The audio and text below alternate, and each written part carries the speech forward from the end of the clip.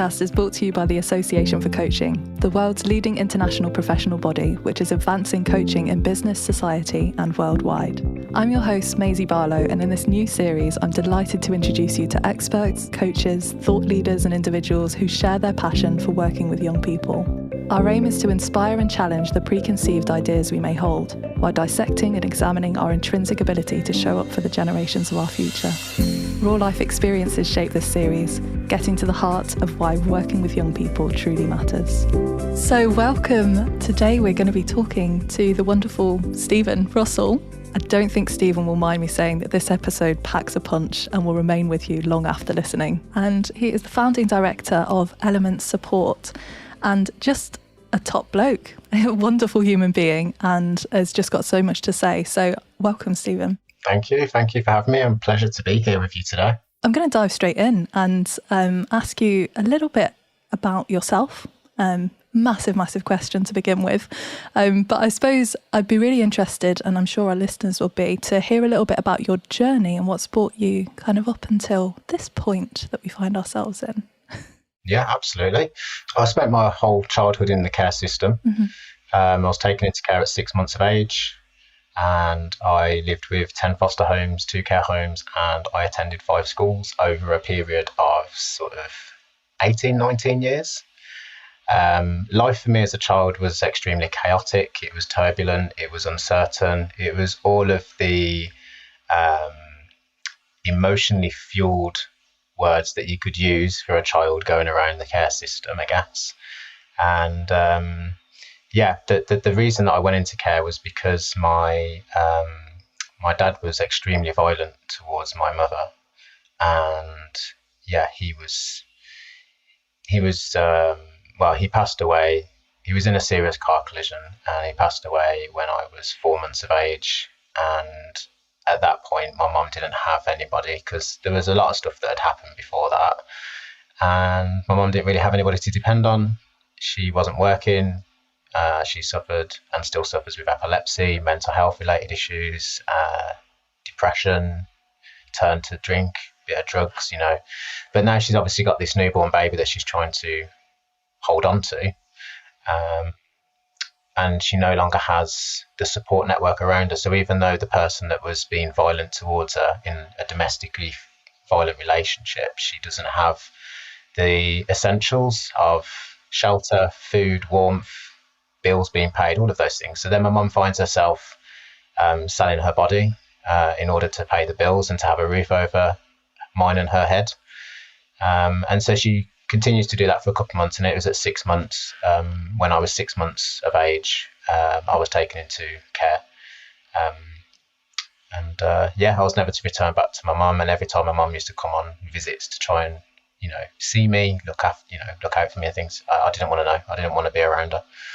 I kind of seen her as this stranger, that my social worker was telling me to call mum, but I didn't want to call her mum. My social worker said, no, you have to call her mum. She's your mum. You can't call her by her name. I didn't actually call her by her name. I called her Biddy. Biddy was her sort of pet name that everybody used to call her. Biddy is apparently Irish for cleaner, because my mum was constantly cleaning things. She was obsessed with making sure things were clean and tidy. And there's actually an interesting picture of me and my mum at the park one day where I'm probably about 4 years of age, and I've got all mud down my sort of tracksuit, and I've got mud all over me because I'm just running around. And there's the picture that's been taken is actually my mum sort of bending down with a tissue about to try and wipe the mud off my trousers. So, I do remember that she was very sort of hands-on and wanting to. But, I do feel for my mum. I didn't feel for her as a child growing up, and definitely not as an adolescent, and definitely not as a young adult. But now, as I'm sort of approaching my 40s, I feel I'm more open-minded to the challenges that my mum had faced. So when I usually start off describing my mum and things that she may have done and stuff when my dad was around, I can kind of feel the sense of judgment from people. I can kind of feel the sense of, no wonder you're in care, that type of vibe. But it's that people don't understand the bigger picture of what was actually happening in my mum's life. Like, my mum also was brought up in care. All of her siblings were brought up in care. My mum would also tell me stories that, she had to earn the right to see her mum when she was going through care. Right. She was abused in care as well. She said to me one day when I was younger, she said, Stephen, you're lucky because you get to see your mum when you want. You just choose not to want to see me. When I used to live in care, I had to earn gold stars through behaviour so I could see my mum. So it's just small things like that I kind of just try and appreciate from her perspective. Like, she's had a really, really difficult life. Every form of abuse that you can think of, she's suffered. And even till this day, a stroke that she had a couple of years ago keeps her housebound. So, yeah, that's kind of like, how I've kind of got to where I am today with my mum's relationship. Yeah. And it's really sort of struck me, this idea of just her not having any scaffolding around her. So, not having the support that she needed to fall back on when she found herself, alone and with you as a baby. It's really difficult. So I suppose fast forwarding and marrying that up with where you are now. So a lot of the work that you do is child-centred. It's working with young people and young people that are have experiences that may be similar to yours. Tell me a little bit about what led you to that sort of discovery of, maybe I could do something that I didn't have. Dave. Dave. Dave is somebody that looked after me in my first care home. Right. So I went into my first care home at 9 years of age, and what had happened is my forever family that my social worker wanted to place me with, I was with them for 2 years from sort of 7 years of age, and it was the most abusive place that I'd been to for that period of time. So then I was taken to my first care home, and Dave was a care worker in that home, and he's just somebody that I sort of attached to, really, kind of seen him as like a father figure type of thing. Dave was the playful person in the home as a staff member, football and camping trips and conker picking and climbing trees and all the things that children used to do before screens came around. And Dave was just very hands-on with a lot of the children, just wanted to be active, always bubbly, always smiley, a real positive energy about him. And, fate would have it, fast forward a few years, I'm 16, I'm in a very dark place, I've left school with no GCSEs, I'm hanging around gangs, I'm just getting myself into a lot of sticky situations. And Dave came back into my life, and he just started to mentor me. And it basically took him 3 years to start to help me think about things differently. It's almost like fate, really, isn't it? It's like, this was a guy that was in my life at 9 years of age. I leave at sort of 10, 11 years of age, go back into the care system, get tossed around for a few years, come out, and then the universe puts Dave back in my path.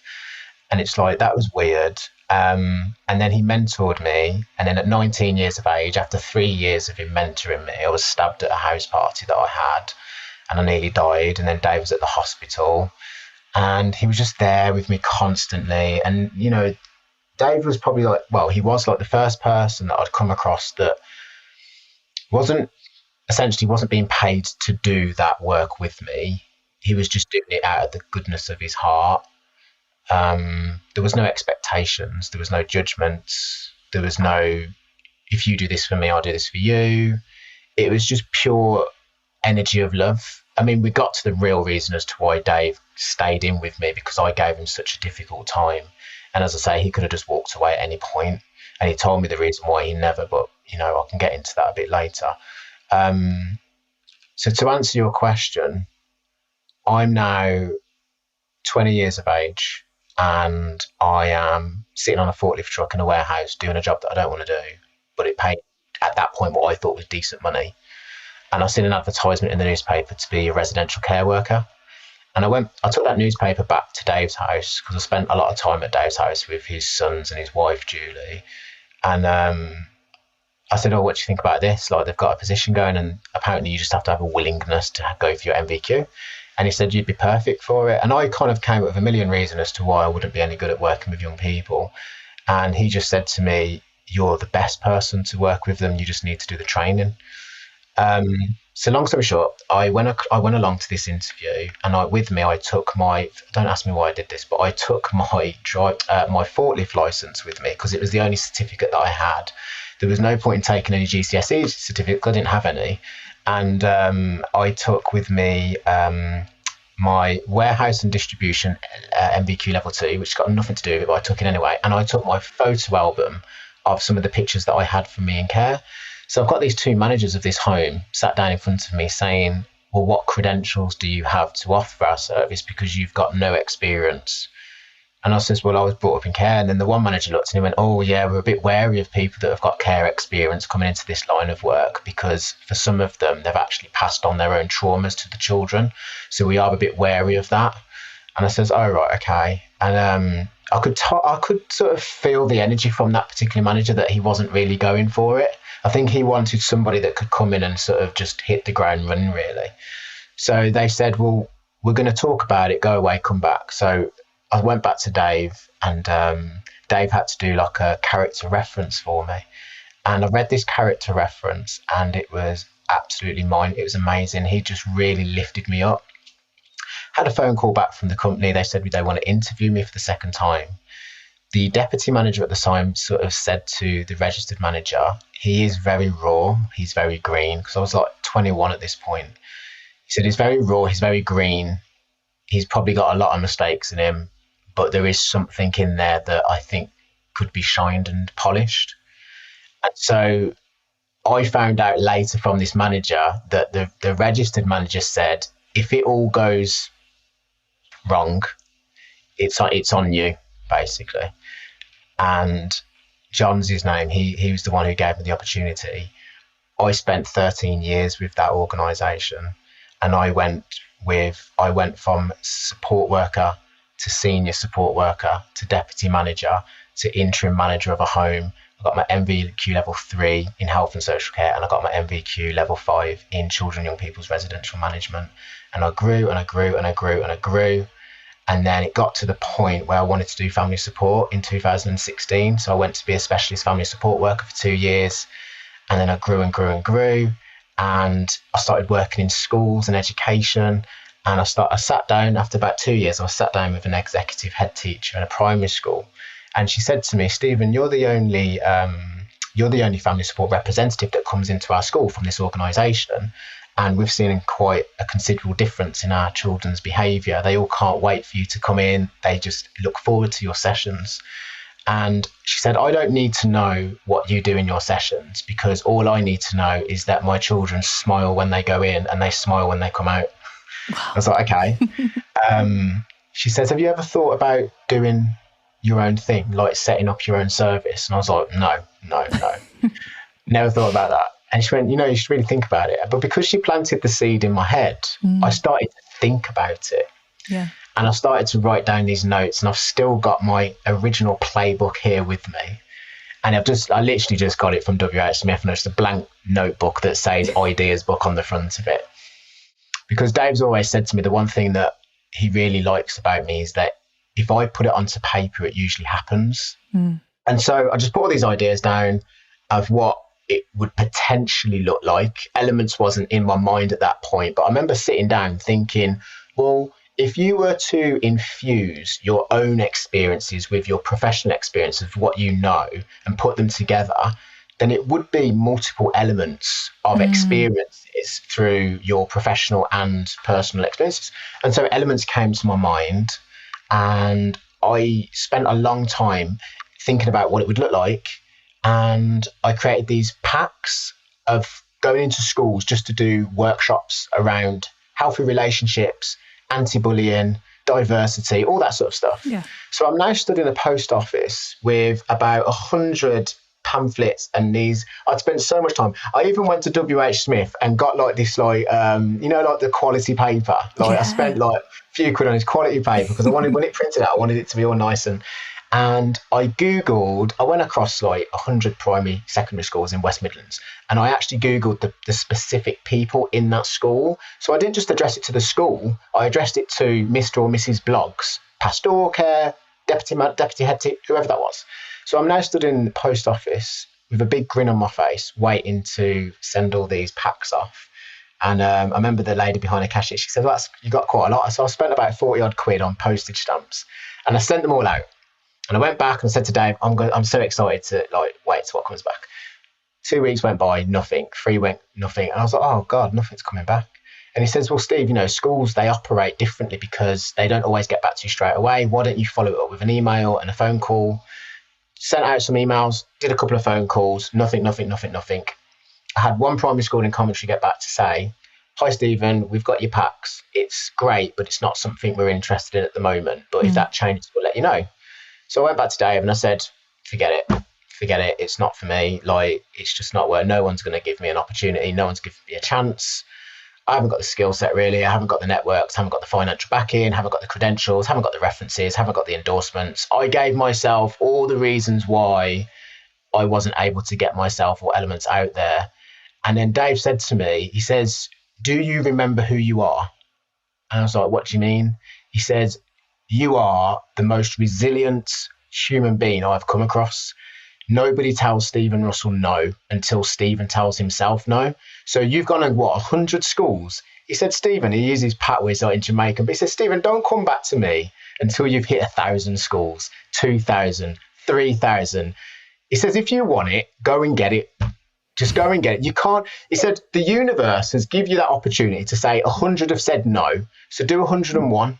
And do 102, and don't stop knocking doors until someone answers. Because he says in life, if you knock enough doors, eventually someone will answer, and then you get your opportunity.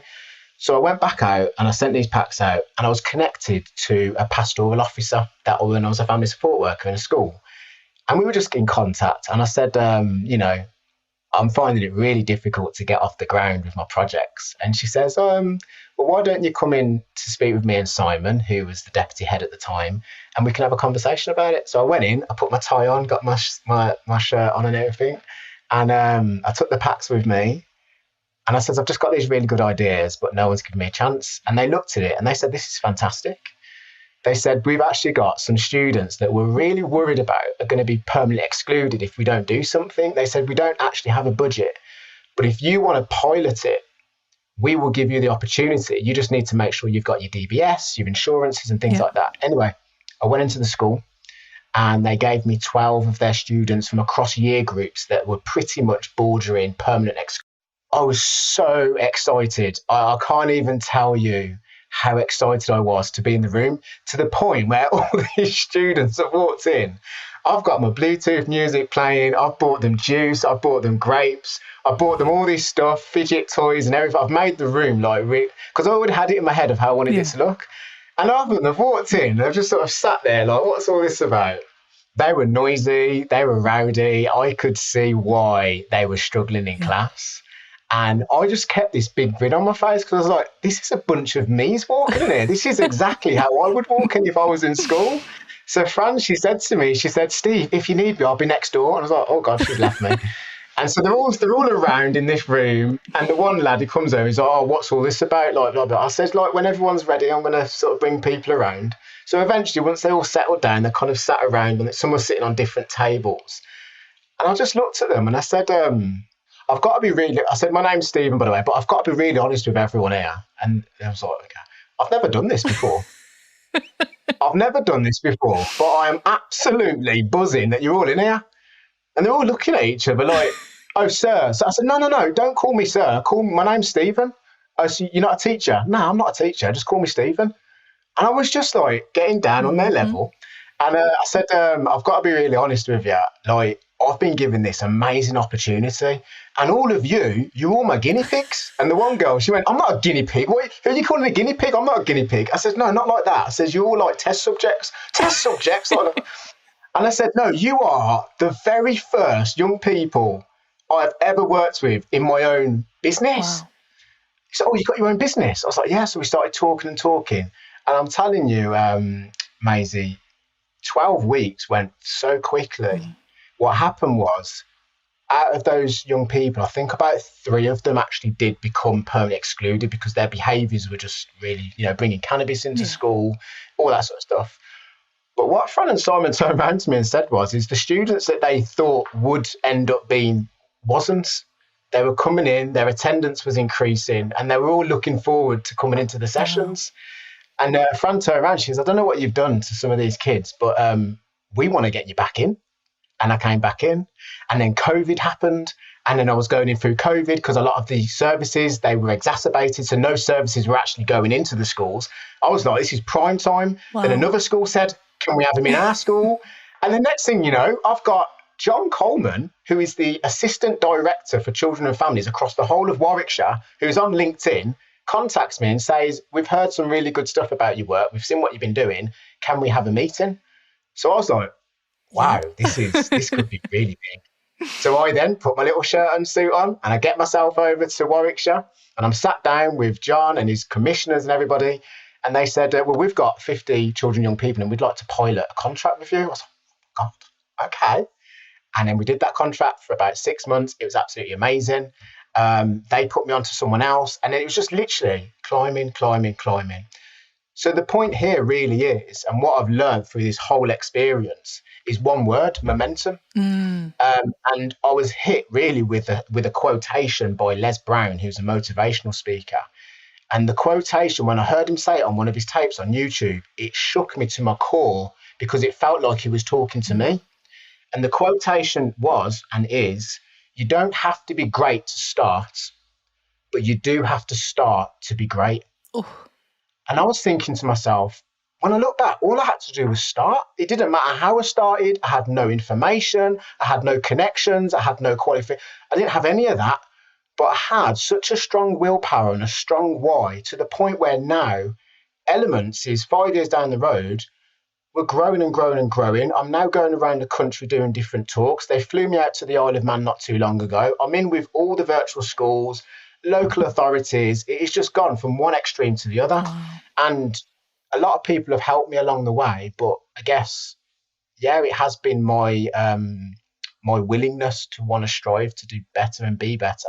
And all of that has been fueled from my childhood, and everything that I've been through has just culminated in this fireball that burns inside me, and it refuses no for an answer. And it just, yeah.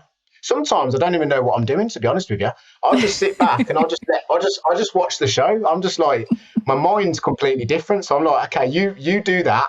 I'll sit back and see if it works. And, oh my God, it works. Yeah. Okay, let's do it again. I love that. I love that you just give it the humanity and the kind of humility, even being able to just trust that it's going to work out. And then having Dave along the way to, give you a little bit of the fire when you needed it. I think we sometimes need that little extra spark. We sometimes need that little extra fanning. It's there, we've got it inside us, but it's just that extra little bit. Yeah. And that's the key, Maisie. That's the exact key, because that's exactly, in other words, what Dave said to me one day. He said to me, because I would always give Dave the accolades and the credit and say, this is Dave who's done this, and Dave would always say, no, you've got this wrong, Stephen. I never put anything into you. I helped you see what was already in you. And what I did is I shone a light on those dark corners so you could see it better. It was already in you. So when I'm with young people and I'm mentoring or with anybody, all of us, we already have it in us. It's already there. But sometimes what it is we can't see it. And because we can't see it, we don't believe in it. So then that means our self-esteem goes a bit lower and we don't believe in ourselves. That's where belief in ourselves comes from, is sometimes someone else just coming along and saying, oh my God, you're fantastic at that. Oh my God, I didn't realise you did that. I can't believe you've got this skill set. I haven't got that. You have, because you've just done it. Oh, right, okay. So it just takes someone else to come along and say, just give us that different angle. Another great quotation is, you can't see the picture when you're inside the frame. You can't see the picture when you're in the frame. So it just takes other people to notice it, doesn't it, around us? Yeah. So when I was 16 and I was in a warehouse and I'm a snotty, arrogant, cocky 16-year-old weed-smoking kid that just wants to go in, get his 150 quid a week and go to his dealer and say, yeah, mate, give us your latest bag. That was me at 16, right? I'm sweeping the floors in the warehouse and there's a chap called Cookie. Cookie was a dinosaur, not literally. The reason why he was a dinosaur, because he'd been in this warehouse for about 30-odd years. Oh. Like, this was like a 70-year-old dude, didn't want to retire, had been there for years. But what we love about older people is they are packed full of wisdom. So Cookie walks into the warehouse one day and he says, "Hey, Steve." It's like, "You all right, Cookie?" He goes, "Hey, you can tell a lot about a person by the way they sweep the floor." Because I was sweeping the floor at the time. I was like, "Oh, what are you on about, Cookie?" And he goes, "No, like, a person will reveal themselves to you if you watch how they sweep the floor." Okay. He says, "You see, you've got different types of sweepers." I was like, "All right, here we go." He says, "You've got people who will sweep a floor. They'll sweep the mess into a corner, prop the broomstick up against the wall and walk away for someone else to come and clean their mess up. They do half-hearted jobs." He says, "You've got other people, they'll sweep around things. They won't move it out of the way. They'll sweep around it because they can't be bothered to clean actually the main part of it. And then they're done." He says, "I've watched you sweep the floor." I was like, this is getting weird. He says, "You get all the pallets off the shop floor. You move them all to the side. You sweep all the rubbish into the centre. You put it into the skip. And then I'll see you on your hands and knees sweeping the speckles of dust into the..." I says, "You really paid that much attention to me sweeping the floor?" He says, "You don't understand what I'm saying, Stephen. That is a mindset and a work ethic. It's never about what you're doing with sweeping. It's the way your mind works. You have to get the best at..." And I thought, wow. At the time, I didn't really take too much into it. But over time, when I've reflected on that, it's made me think, whether I'm sweeping a floor in a warehouse or whether I'm sat down with Dylan dealing with a difficult emotion as a mentor, my mindset's completely the same. Yeah. How can I get the best out of this situation? How can I give it everything I've got? Because if I was the type of person to sweep it in the corner, then I would go into that session with the mindset of, well, I tried to help him. He's not listening. He doesn't really want to engage with me. So on to the next. And we have people in society with that mindset. Yeah. If I had the mindset of sweeping around the pallet, I'd go into that session with, well, we've given him these tools to use and, I've given him this information, but he doesn't want to know. My mindset's completely different. My mindset is I'm not leaving that session until that young person knows that I give a damn. I'm not finishing with that young person until they understand, until they know that Stephen did everything that he possibly could. And if nothing happens after that, then they will know Stephen's probably the only person that's spent that bit of time with me. He's early, he stays over, he gives me the best possible recommendations that he feels that are in my interest. I pour it on. I do everything that I possibly can. So I think it comes down to a mindset often. And this is why I say you can have all the PhDs in the world. You can be a doctorate, you can have diplomas and all of these qualifications, and you can toss your hat in the air with everyone else and you've passed your, it's great, brilliant moment and well done you for achieving it. But I'm telling you now, if you can't be with a young person or even with anybody and understand emotion and listen attentively and park your stuff to the side while you're with them, then your PhD doesn't mean anything. Do you know how many schools have said, we've got a 25-year experienced counsellor, but the kids still prefer to see you? Why is that? Well, there's a couple of reasons. One, because you're a counsellor. And often the case is if you've got a counsellor in a school, sometimes the child doesn't want to be seen leaving the counselling room for all of their friends to say, why was you getting counselling? What's wrong with you? Have you got a problem? They don't really want to, oh, you was in the counsellor's room the other day. What's going on? When they see me... It's a stigma, isn't it? 100%. I rock up in my cap. I rock up in my hoodie. I rock up the same way we talk to each other now is the same way I talk to the young people. Oh, who was that? It becomes more exciting. I've had young people say, oh, that's my uncle. I've had young people say, oh, that's Steve, just Stephen, he rocks up as a mentor. And I just think it's really important that when we're turning up, that we turn up with authenticity. And I'll talk to you a bit later on about the 5 elements of connection, but it's something that's very symbolic to me as a person, but also to elements as a service as well. For sure. I mean, that was going to be actually one of my questions was, what hat do you wear? What hat do you wear when you show up?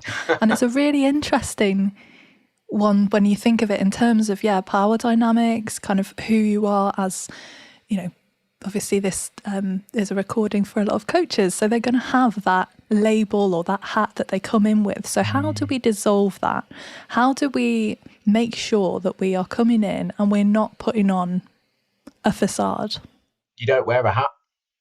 That's the point, isn't it? Yeah. Ironically, I'm wearing a hat, but we're talking about it as a metaphor, aren't we? So yeah. You don't wear a hat because if you wear a hat, you are essentially putting on that facade. You're not being authentic. So people often talk about wearing different hats. And I understand its intent. I've got my dad hat, I've got my manager hat, I've got my friend hat, I've got my business hat. We all wear these different hats. Actually, if you remove the said hat, what's left? Oh, me, there you go. So turn up as you, turn up without the hat. They already understand that you're a social worker, that you're a foster carer, that you're a teacher, that you're a doctor, that you're a police officer, that you're a whatever, So you don't need to glorify that idea that, I'm Stephen, the mentor. I think it kind of goes without saying that the fact that I'm in this space with you means that I've been brought in or I'm part of the school or whatever that might be. So I believe that part of the reasons, particularly say in schools, that there's a lot of student-teacher friction, tension relating their relationships is because the students are doing the right thing. They're turning up as them because they're kids at the end of the day. They haven't learned how to be an adult yet. And unfortunately, adults are big children who struggle more than children. In my perception, the way I see adults is a lot of adults, a lot of us genuinely have forgotten what it's like to be a child. It's a little bit like the learner driver syndrome, right? So when you're a learner driver and you're learning how to look in your mirror and in your rear view and oh my God, there's an island. What do I do at an island? You got drivers who are late for work, bibbing you, and you're learning. You're like, oh my God, he's bibbing me. What do I do? And then the facilitator is saying, no, just fine. It's okay. It's calm. Just that's what they do. We often become that bibber, or we get frustrated with learner drivers. And it's the same thing with children, isn't it? We forgot what it was like to learn how to drive. We forgot how to look in our mirrors and approach an island with so much anxiety, or oh my God, what's it? Motorway. I am never driving on a motorway. That is like super scary. Whereas now we drive on motorway, we don't even think about it. Like you're actually safe on a motorway, believe it or not. So we've forgotten what it's like to be a child. The other paradox to that idea is that no adult here today, when I say adult, I'm going for let's say 25 years plus. No adult here today knows what it's like to be a child in 2024. And this is the difference, isn't it? So yes, you do know what it's like to be a child. And all of those emotions that come with being a child, of finding yourself and identity and all of that stuff, yes, you do. And you can relate on that level. But you don't know what it's like to be a child in 2024. So that we have some what I would call obtuse adults that say, well, we didn't have this when I was a kid.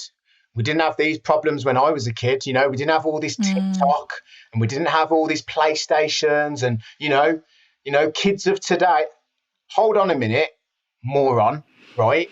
If you was a child today, what do you think you would be doing? Okay. Yeah. Do you think you'd be climbing trees and playing marbles? No, you wouldn't. Because if you were, you'd be the only child on the planet that would be doing that, not unless you're in a third world country that doesn't have all of those devices to their hands. If a child today was living back in 1975, would they be on TikTok? No, they wouldn't. They would be doing whatever children do then. The children today that are on TikTok and all of that stuff, PlayStations, in 20 years from now, they will be seen as dinosaurs. Because in 20 years from now, things are moving so fast. People will be like, what was TikTok? What was TikTok? What were PlayStation 5? iPhone 12, what was that? Oh my God, our phone just pops out of our hand now on hologram. I just literally open my hand and the phone's there. I can just talk to my hand. I'm already chipped up. What you had plastic? You had phones. You actually used to hold a phone. You had to hold the phone. Oh my God, really? I just literally say open hand, done. Like all that stuff, we're not even prepared for yet.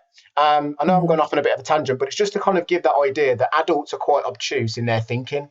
I had a head teacher once me say, yeah, I remember England winning the World Cup in 1966. And I remember actually at the time a goal had scored and I came down from the tree and I ran into the house and, kids just today, they don't get it. And I was like, do you know that you'd be on a PlayStation today if you was a kid? You want to be up that tree. You do know you'd be making TikTok videos.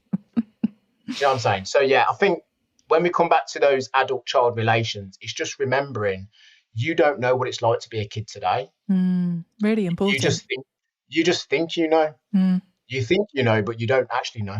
Yeah. And I go in with a very open mindset that's why it's the children that teach the adults. It's just that adults have kind of got this superior mindset of, well, children can't. And that's why I think a lot of teachers struggle. So a great saying that I come up with, good teachers turn up to teach. They do a really good job and then they go home and that's it. Great teachers turn up to learn because they understand, yes, I've got this academic and I've got this subject to teach you, but ultimately you're the child. So I'd love to learn what it's like to be a child in 2024. Like, I'd love to learn all about that, the language, the mindset, you know, Gen Z versus millennials versus boomers and all that sort of stuff. Like, I'd really love to get into the mindset. So I spend most of my time trying to understand the mindset of Gen Z and trying to understand their mindset. I don't call them Gen Z. I call them TikTok generations because, like, you know, it's more about their attention span. You know, anything. If you've got a child's attention span today past 6 seconds, then you've done well. Wow. You've done very well. Yeah. I mean, it's amazing, isn't it? Because the world it moves so rapidly. And I think it's such a massive thing that we just don't consider. And then when you are, you know, coming in and you're thinking, you know, what's best for a child, it's talking of those power sort of dynamics again, isn't it? It's and also it's talking of the adults that do just sweep it into the corner and leave it and go, oh, well, you know, I don't really get it because that's not not what I'm familiar with. Whereas you're going in and you're looking at every teeny tiny speck of dust inside of that person. It's the beauty of curiosity, isn't it? Again, curiosity is one of the building blocks of what I call the elements of connection. So there's 5 elements of connection. Would you like me to talk a bit about that? Yeah, I'd love to hear in your own words kind of what these 5 elements are. I know we've had discussions about it, but for the listeners. It's more about streamlining the information at the moment. So Elements as an organisation is based on 4 elements, which is on the logo, you've got the different colours, right? Lovely. So red's for physical, blue's for social, yellow's for mental, and green's for environmental. So what we have is we want to focus on those 4 elements of well-being. We want to find out where the child's at with their physical fitness, their mental fitness. We want to find out what their environments are like, which are mostly school and home. That's usually where they go to. And the final one is social and communicational skills. We want to find out where their listening skills are at, their speaking skills, how they operate on the internet, how they operate on social media, all of that stuff. Those are the elements. And then it's all about connection across those elements, not to make it perfect, but to have a better understanding. So that's that part. Then what we've got is elements, ethos, core values, our beliefs. What is the spine of elements? And that's what we call the 5 elements of connection.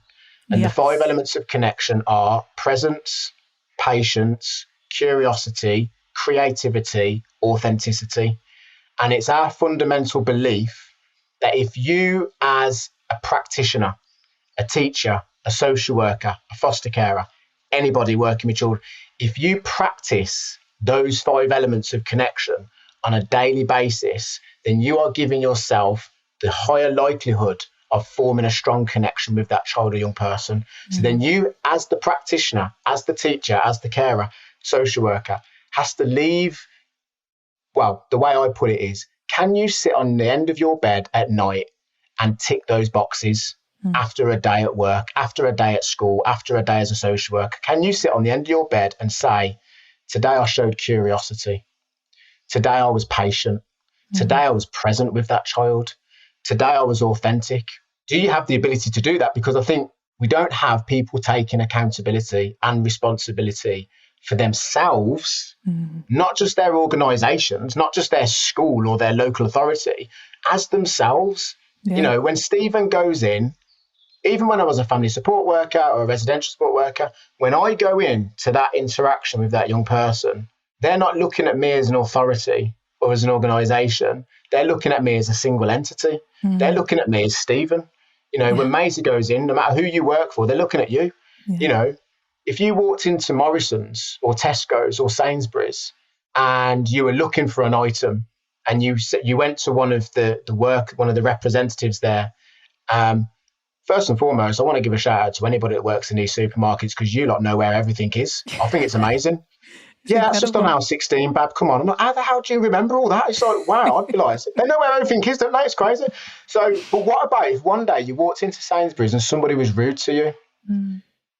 Yes, they are a member of Sainsbury's, but in that interaction, it was them that was rude to you. Mm. So then your mindset's thinking, well, why are you talking to me like that? You know, whatever that might be. Yes, you might want to make a complaint to the organisation of how you were unfairly treated.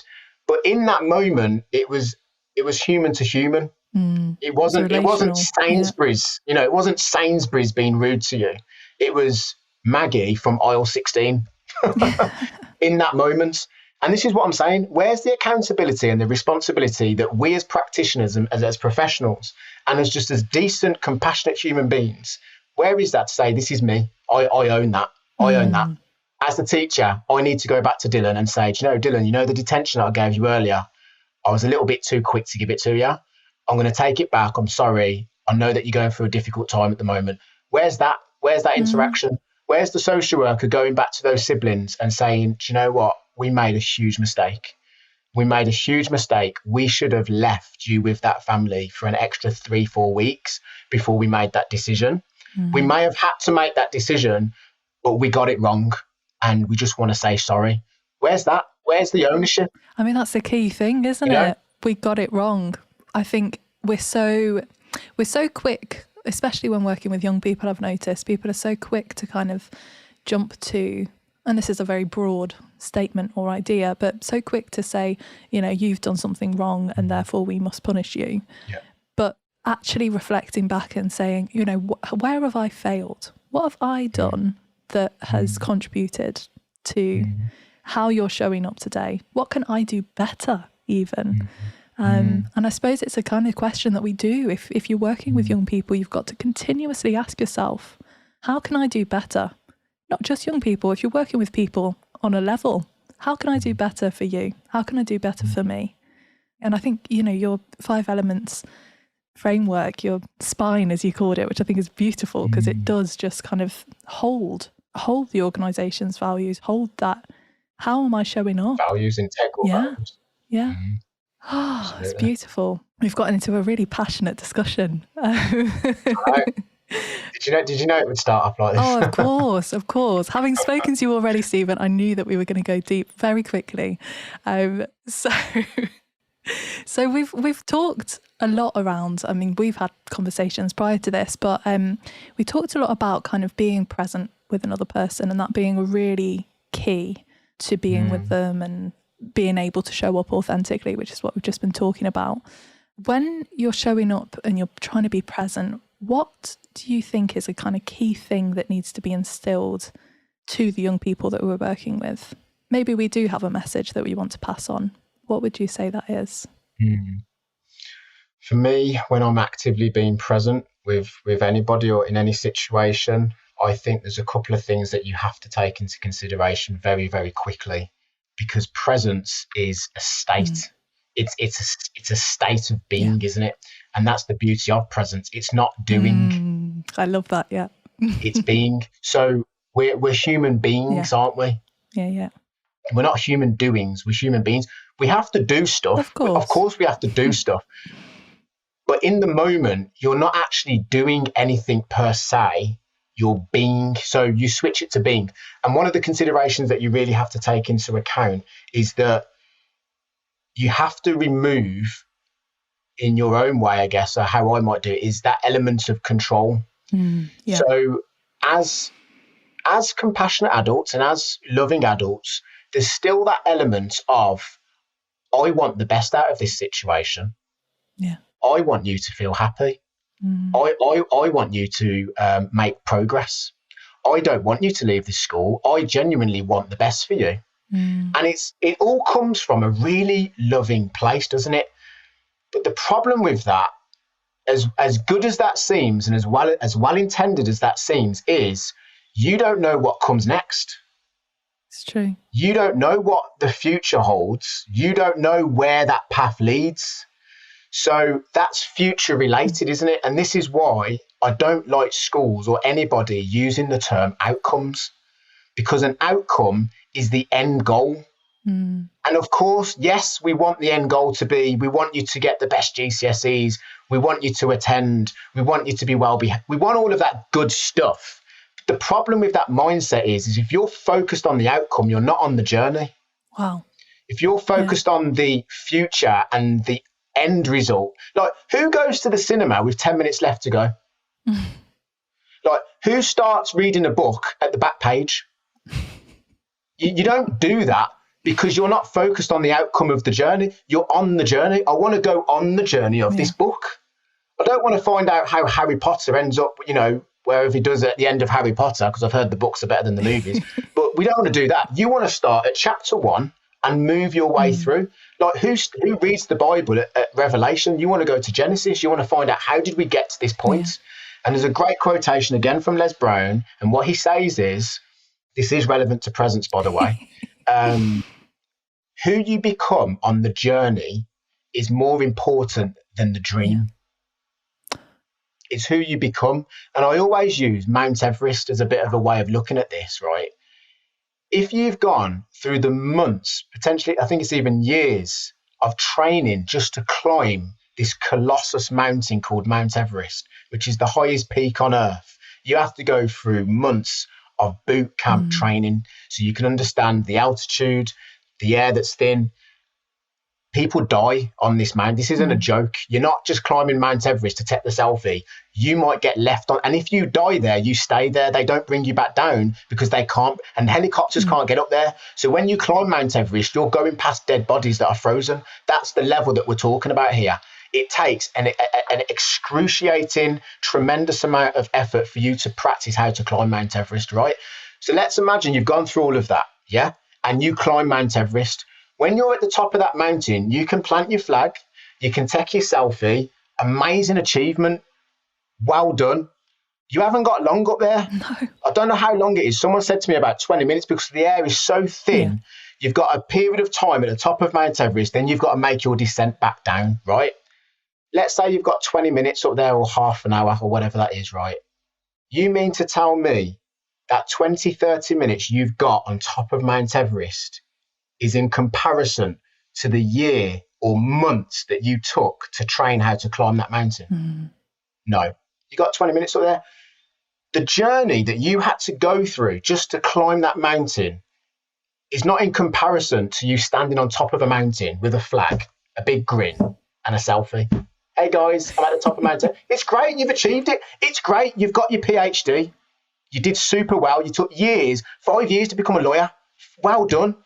But look at the journey that you went on to get to that point, to get to that photo, to get to that selfie, to hold your PhD is a fantastic achievement. But it's not about the PhD. It's not about Mount Everest. It's about who you became to get to that point in time, the journey that you went on. So if we relate that back to presence, it's not about whether Dylan stays in school or his GCSEs or how he's getting on at home. It's who did you become with Dylan on that journey? Who did you become together? So now I spoke to you before about those 2 young people that I've been supporting for the past 2 years. I'm about to end their sessions when we go back after half term. We've been on an incredible journey. I've watched them go through some really difficult times that I myself as a parent don't want to see children go through. We're talking about a 9-year-old child and an 11-year-old child that are being torn through the care system. They don't feel that sense of belonging. They don't know whether they're coming or going. They've been taken away from their mom, given back to their mom, taken.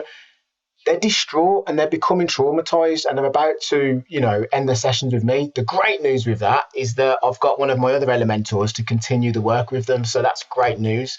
But when I take them to trampolining for their final session, right, and we have fun and we have pizza and I give them an Elements hoodie and I give them a big hug and I try not to become emotional because I've been on such a big journey with them. That's all great with the final picture and that. But do you think that's in comparison to the 2 years? No. Not a chance. Not a chance. I've been with them on such an incredible journey. That's what's going to live with them forever.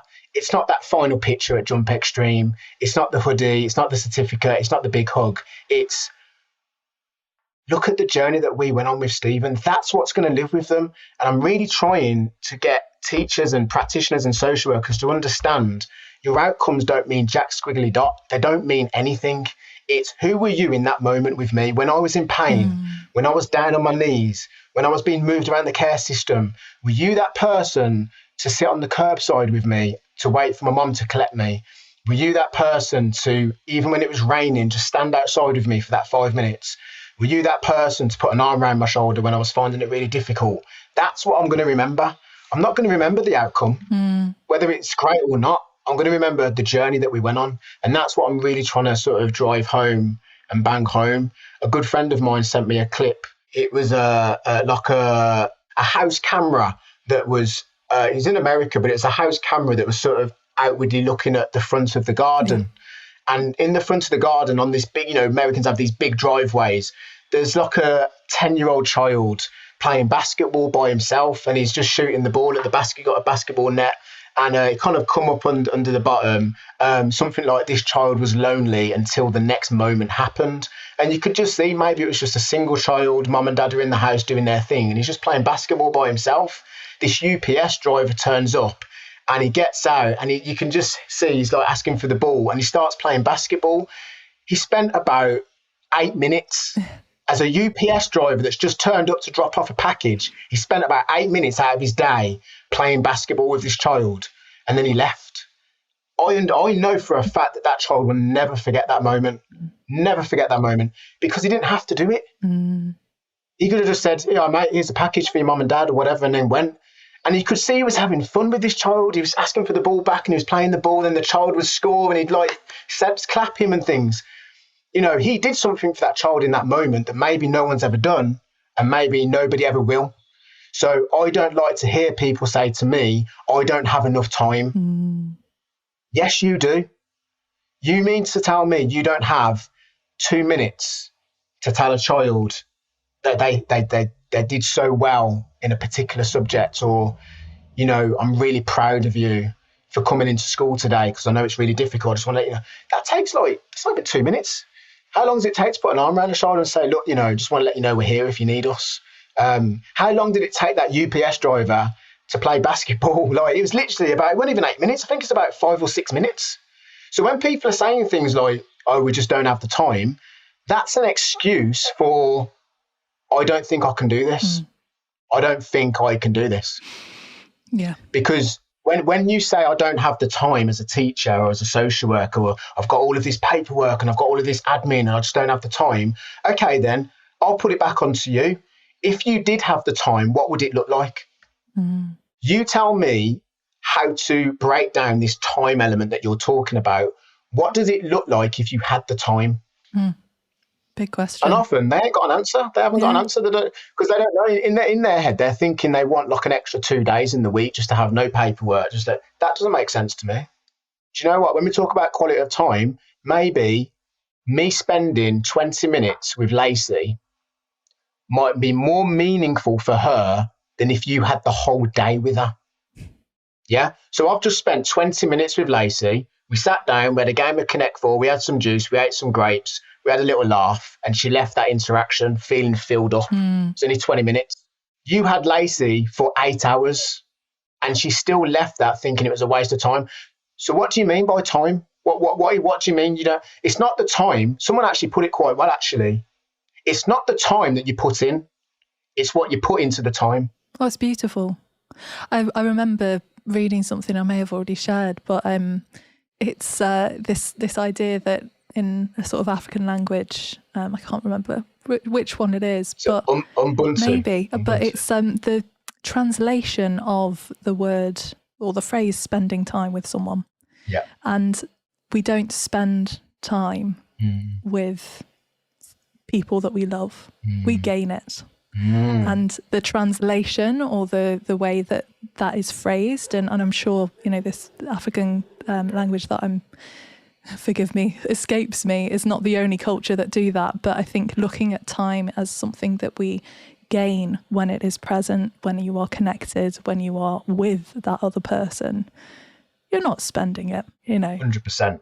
Yeah, because I like the way you put that, actually, because spending time, it's almost like it's relating to, if you relate it to money. Exactly. For example, we spend money. But actually, if you were gaining money, you might look at that as an investment. So you might say, I'm going to gain this money, but I'm going to invest it into something. So I'm going to gain this time with this person because I want to invest into the relationship. You know, the bank is like the relationship. We often use that term. It's about your investments, because if you don't put anything into the bank, then you can't make an investment and a return on your money. Yeah. Whereas if you don't put anything into that relationship, you're not going to see a return. So if you as the teacher are wondering why you can't control your classroom, you're constantly giving out detentions, you're constantly at parents' evening saying all the worst and how he's not concentrating, all this stuff, right? If you're that person, my question to you is, how much credit do you have in the bank with those children? Because I'll guarantee you, if I look in your relational bank accounts, you ain't even got pennies in, you got nothing in there. You got no credit. As far as I'm aware, the teachers that have the less behavioural issues in the classroom, and this is basic science, right? Basic human psychology. The teachers that have the least behavioural issues in their classroom are the teachers that have credit in the bank with their students, because their students understand, do you know what? I really want to take the mick today with Mr. Jenkins. But man, Mr. Jenkins is really nice to me, you know. But me and Mr. Jenkins are on such a level. I walk into his classroom, he gives me a fist pump, you know, he has a crack with me, he has a joke. He's like, how did you get on at football the weekend? He's got an investment in me. So that student's not stupid. They understand, actually, I don't want to mess around really in Mr. Jenkins' class because we've got a good relationship. But Mrs. Jones, she's getting it. Mrs. Jones is getting it because there's no relationship there. So what's the point? I'll tell you a story. I was working at a high school, not going to tell you which high school, but I was working at a high school last year. And again, similar to what had happened at the previous high school, they gave me these students that were sort of nearing permanent exclusion. So I've got 15 sort of lads, right? They're all males, they're all boys. And I've got 2 groups of 6, and then I've got 3 one-to-ones. So the 3 one-to-ones, the school had just said, look, we don't feel that they're going to do well in a group setting, which actually they were quite right. They were quite right, because when I was working with them, I thought, you know, you're quite introverted, you know, you probably get drowned out in a group situation. And I had these groups. So I said to all of the 15, all of them, I'm going to bring in these blank mugs, these ceramic mugs, and I'm going to bring in acrylic pens, and you are going to design your own mug. And you know, you leave it to dry for 48 hours. And all I want you to do is design the mug based on your own character. So like, if you feel like you're fiery, then maybe get some fire on there. If you think you're more chilled, then maybe like, I don't know, have like a river on there. I want you to design the mug. No words, just pure picture of what you think would relate to your character, right? And they found it a bit difficult at the beginning, but we got there, right? So fast forward a couple of weeks, we've now got outlined on the table 15 mugs, and I've looked at all of them and they're absolutely brilliant. I love them all. And I said, you know what, lads, I'm going to level this up a little bit, right? So I'm going to get your art teacher to come and judge which is the most creative mug, all right? She's not going to know who's done what mug, but which mug is the most creative, right? And I said, the winner will get a £20 JD voucher, all right, just to make it a little bit more entertaining. And she walks in and she's looking at the mugs and she's picking them up and she's talking all of this art language. I don't know what she's saying. I don't know. I don't do art language, symmetrics, colour schemes. Like, she's going in, like she's an art teacher. Like, she knows what she's talking about, right? So she's looking at all these mugs and she went, this is the one. I said, right, this is the most creative mug. She's talking to me about the symmetry. She's talking about the colours. And she said, you know what? This looks really vibrant. You know, she was really happy with this mug. She said to me, and here's the drop, right? She said to me, just out of interest, because I have a lot of your students, who's done this, who created this mug? And I told her the student's name. I'll just say Joe Bloggs, right? She put the mug on the table and she said, I changed my mind. She said, me and him don't get along. I changed my mind. I want to pick a different mug. And I'll be honest with you, in that moment, I was enraged. But because I'm professional, I couldn't allow her to see how upset I was about that. Course, yeah. So I kind of just said, I never asked you about your relationships with the students, I just asked you to pick the most creative mug. So you can't just change your mind because you don't feel. And she went, yeah, maybe you're right. Maybe actually, if he knows that I've picked his mug, it might improve our relationship. I was like, well, maybe it will. It might do, but I'm still a little bit concerned of your action, of you of you wanting to put the mug back because of your relationship. And I didn't go into too much depth with her because I thought, Stephen, if you carry on talking, you're probably going to upset. Because I was like trying not to talk from that emotional place. So I kind of just let it go a little bit. But what it did is it reminded me of some of the serious issues that we do have in our schools, that you've got a bunch of teachers out there. I don't know what the percentage is, but you've got a bunch of teachers out there that take their relationships with students to heart. They take it personal. And so it doesn't surprise me that some students are telling me, look, I don't even get into the classroom and Mr. or Mrs. is on me straight away. Take your coat off. Where's your homework? Where's your books? Sit down. Stop talking. Have you got chewing gum? Was that your phone? Where's your tie? Where's your black? Boom, boom, boom, boom, boom, boom, boom, boom. They're being peppered. And I think what I found out is that certain teachers are very much aware that if they push certain buttons on these students, they know the response and reaction they're going to get. And then they get licensed to say, out you go, get out, detention, exclusion. So what happened is that all of the students came back into the room, and I said it was Joe Bloggs that had won it, And if you looked at his facial expression when I told him it was him, he had a look on his face of shock because he knew who was coming to judge the mugs. So can you imagine? He would have gone away. She's never going to pick me. He's already aware of the relationship that he has with this teacher. So he was genuinely shocked because he just thought, no, he should never pick me. And I just find that really, really sad, like really sad, that you can almost imagine, I'm not saying teachers do this, but you can almost imagine that, when they're marking test papers and they come across a student that they don't particularly like, I'm not saying they do, but you imagine the mindset though. Imagine the mindset of seeing a test paper for Joe Bloggs and thinking, oh God, maybe he's done really well, but you're thinking, okay, I don't know. It's more mindset. I do think that as like with parents and teachers that, you kind of have your favorites, you have the ones that you prefer, you have the ones that you just seem to get on with better, and the ones that are causing you a problem in your classroom, you dislike them. You don't want them to be in your classroom. You don't want them to be in your home, wherever that is. And I think some of that's a good conversation to have. I think some of that is quite normal behaviour, that if somebody is disrespecting you and talking to you in a particular way, that would interfere maybe. But I guess it's more about your self-awareness, isn't it? On definitely.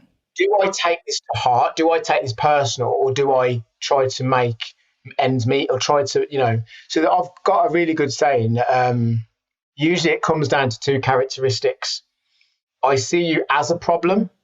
I see you with a problem. And what I often say to practitioners is you have to decide for yourself. This isn't something you'd admit in front of people, because no one's going to come out really and say, I see them as a problem, or maybe some will, but I'd imagine most won't. But in your core, whether you see that young person as a problem or with a problem. If you see them as a problem, then you're more likely to introduce shame-based behaviour, blame-based behaviour, segregation types of behaviour, dismissiveness. You look down at them through your nose because you're a problem. You are a problem in my classroom or in my home. Whereas if you've seen them with a problem, then your mindset completely changes. You see them with a problem. So it's, how can I form a partnership to get the best results with this child? How can I let them know every day that I do care about them? How can I let them know that no matter what they say to me, I do not take it personal? Two completely different mindsets, but you're in the same profession. You are a teacher. And this is why you'll always have different sort of responses, I guess. But I'm just telling you things that I've sort of picked up across the years. Yeah, no, perfect. I mean, it's fascinating to kind of look at it through that lens, and to be aware as a coach, as a mentor, as a, someone working with anyone, what are we bringing, but also how am I feeling about how this person is being? And can I swap that out? Can I be curious enough to actually say to myself, I think there's a beautiful book by Dr. Perry and Oprah, which is not what's wrong with you, but what happened to you. And it's that similar concept of kind of what happened to you that has meant that you are presenting in this way. Very good way of looking at it. I like that. Yeah, well, I don't like it. I love it. I mean, it's a fabulous book if you want to have a read. But yeah. Well, it comes back to the idea of, so when I was doing person-centered counselling, right, I absolutely loved it. I spent 2 years training to be a counsellor. So I got my my level 3 counselling, and one of the subjects that I was fascinated about was the difference between the self-concept and the organismic self. Yeah. So what you've got there, the self-concept is who you believe you are based on your influences, your environments, your parents, your schools, everything that's been around you to influence you and basically condition you to believe. So, for example, if a baby grows up being told it's whiny, it's naughty, and it never gets told anything different, then it literally believes, as a child, you believe that that's who you are. I am a naughty child. You said that I'm naughty, so I guess I'm naughty. I would display that. The organismic self is who you were born to be. It's your essence, it's your core, it's your natural state of being, it's your spirit, it's who you are. Yeah. So we've got who you were born to be and who you were made to be, right? So here's the interesting way of looking at this, right? If I'm assuming that you were born in England, right? Mm-hmm. Yes, right. So if when you was a baby, they took you as a baby, right? They as in whoever, loving people, they're loving people, right? And you were raised in Japan, okay? You were never to leave Japan, all right? You were very well cared for, you were nurtured, you were loved, you had all of that good stuff, right? But you were raised in Japan, okay? You were taught Japanese, and unless they taught you how to speak English, you wouldn't know how to speak English. You would be taught Japanese, you would be brought up in a Japanese culture, you'd go to a Japanese school, you'd live in a Japanese village. Everything about Maisie would be Japanese.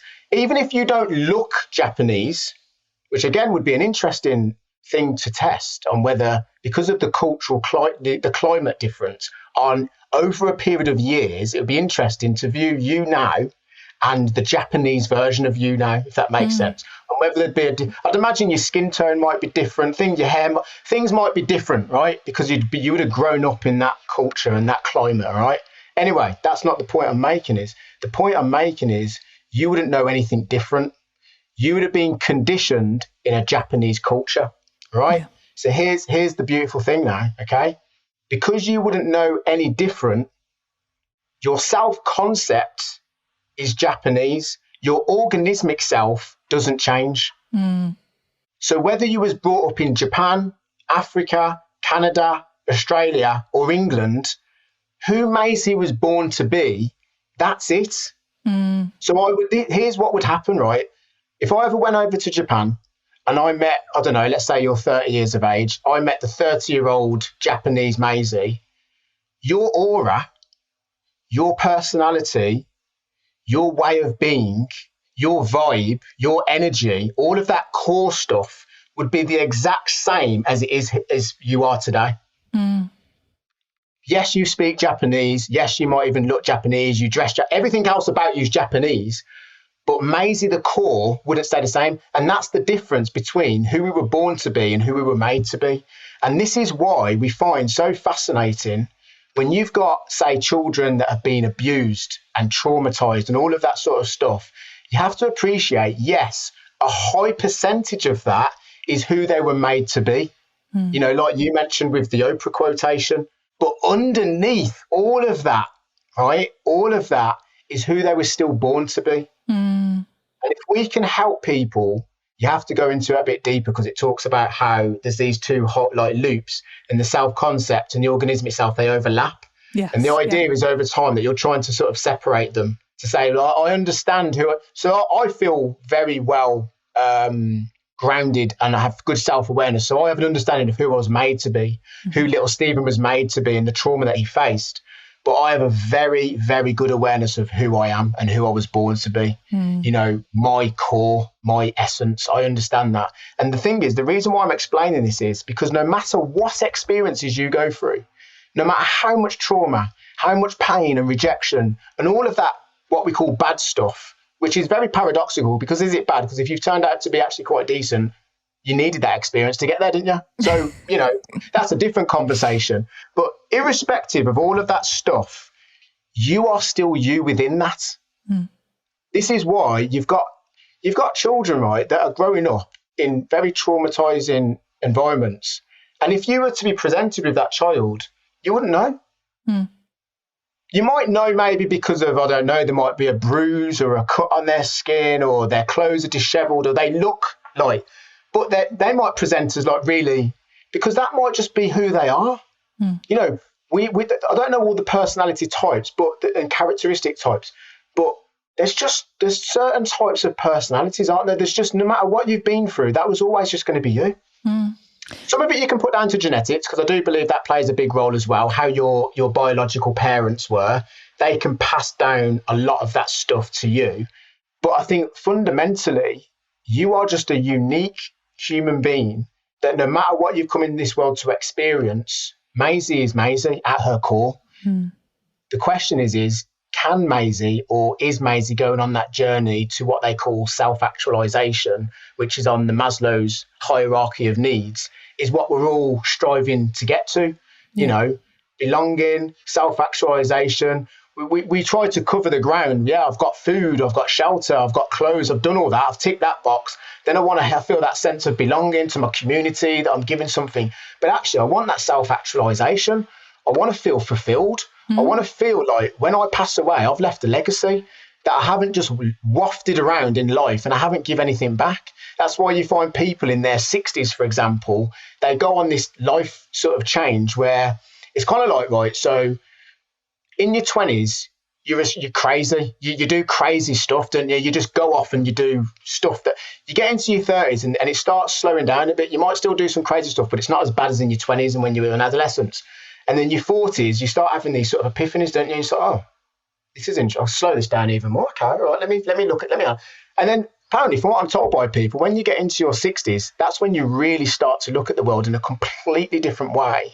And you want to start laying down roots. You want to start, so there's a lot of mentoring. The best age to be a mentor is in your 60s, because you've gathered so much experience and wisdom that by the time you're in your 60s, depending on what you've done in your experience, you are prime. You are absolutely prime to go out in the world and give all of that knowledge out. Not unless you're one of those types of people who's quite selfish, you know, you want to hold on to that, or you don't want to share your resources, you know, all that sort of stuff. But yeah, I look forward to being 60. I do. I mean, I'm 39 in July. So I've got another year left of being in my 30s before I hit the 40s. But I'm excited about being 60, because let's have a conversation in 20 years. All right. And please, I'm glad this is recorded, because I want you to see, and this isn't to blow my trumpet or anything. All right. I'm not trying to get my violin out or anything. I'm being very real with you. The Stephen you know today at 39, right, is going to be a completely different beast at 60. All right. I've already had visions of what's going to happen around the country and what I aim to achieve. I've got very grandiose ideas and visions of what I want to do and how I want to do it. By the time I'm 60, it will be done. It will be done. I'm not going to let it out the bag now. But no, you keep it on your paper. You keep it on your paper. What is it going to be? 2044, yeah? 2044? All right. 2044. I want you to replay this. Replay it. Unless I'm dead, unless I'm in a box, all right? It's happening. It's happening. Because if I can achieve all of this in the past 5 years, what do you think is going to happen in the next 20? Yeah. We'll keep going. We'll keep going. Absolutely. Drip by drip, day by day. That's what we say. Yeah. So I'm just struck by, and we're sort of running towards the end of our time. So you said about mentoring and being the perfect mentor when you're a bit older. I wouldn't say perfect, but... Perfect. No such thing really, is there? I'd say definitely more rounded. Yeah. Far more rounded. Yeah. Yeah. So is there any in your mind, want to say myths around working with young people that you'd like to debunk? Well, there's one. Age. Yeah. Absolutely. Age is definitely a myth that, to work with young people, you need to be young. Young people relate to people that are more closer to their. So classic example would be 15-year-old Charlie is going to relate much better to 25-year-old Max as a mentor, because 25-year-old Max is closer to 15-year-old Charlie than 60-year-old Dennis. Yeah. Well, actually, Max is an idiot, right? Max just turns up when he wants. He does his bit and he goes home. Whereas Dennis is just full of wisdom. Like, Dennis is like very patient, very present. And Charlie loves Dennis. Charlie thinks Max is an idiot. So this whole idea that, don't get me wrong, I understand its intent. I understand the idea that, I guess in some respects, a lot of young people do relate more to younger people because of the whole generational divide and, millennials and boomers and Gen Z and all that sort of stuff. So yeah, I understand it, but it's not a foregone conclusion that that's true. So that would be a myth that I'd debunk. What other myths would I debunk around mentoring? Life experience versus qualification. Yeah, you mentioned that earlier. Yeah. Personal versus professional. So I'm not stupid. I've heard things before where it's like, Steve, it's great that you've got all of this lived experience and you can really relate and empathize with what they're going through. But what's your qualifications? Like, have you been to university? Like, have you got a mental health degree? Have you got like a PhD? And I'm like, no, I haven't, because I'm not an academic. Like, I know where my lane is. I know if I step foot into a university, because I've been impacted so much by education, that I understand if I wanted to build that self-esteem up in education, then I absolutely could. And this isn't to downplay. I would love to have a PhD. It would be more to put on my wall to say, hey, look, everyone, I've got a PhD. But then it's on the wall collecting dust. I'm still out there being Stephen. Like, there's not a PhD for authenticity. No. A PhD or any educational degree is fantastic. It really is. And it's an achievement. Please don't get me twisted on this. It is an absolute achievement and you should give yourself a pat on the back for getting it. But let's not forget what that actually is, what any qualification is. It was your ability to retain information on the day. And they gave you a PhD, well done. But can you go into that interaction with that young person and be authentic? Or do you take your metaphorical PhD in the room and say, hey, I'm qualified to be with you because I've got a PhD. I know what I'm talking about. Great. What's your life experience? Where's your PhD in being real? Because it's not to downplay it. And I have to be very careful with what I say here, because I don't want anybody with a PhD or a diploma to think that I'm not. I think it's a brilliant thing to have, and you need to have theory. You need to have an understanding of how and I do the practice work. I do all that. I've got the mental health, youth, first aid. I've done the counselling. I know all of the theories and I apply them. I understand what congruence is. I understand what unconditional positive regard is. I understand what empathy is. I apply them, but I apply them not because I've practiced that and I've learned them, but because it's natural. Like, I just do those things. I do attentive listening. So for me, in my role, unless I was going off to, I suppose, be like a mental health doctor or a psychiatrist or a psychologist or something of that ilk, then I will continue doing what I'm doing. And I will continue to give those children, young people, the best possible version of myself every single time. And I'll be open and honest with them. And I'll say, I'm not having a great day today, guys. I'll be honest. Like, I'd rather turn up to young people and say, I'm not having a great day, rather than them say to me, how's your day going? Oh, it's going really good. Yeah. But that's incongruent, isn't it? It's incongruent because it's not reflective of what's actually happening. Do I need to tell them about my personal business? No, I don't. But I can give them something enough to remind them it's okay to be a human being. Some days you turn up and you're not feeling it. I'll be honest. I'm glad you're here. I'm glad I'm here with you. But it's not been a great day.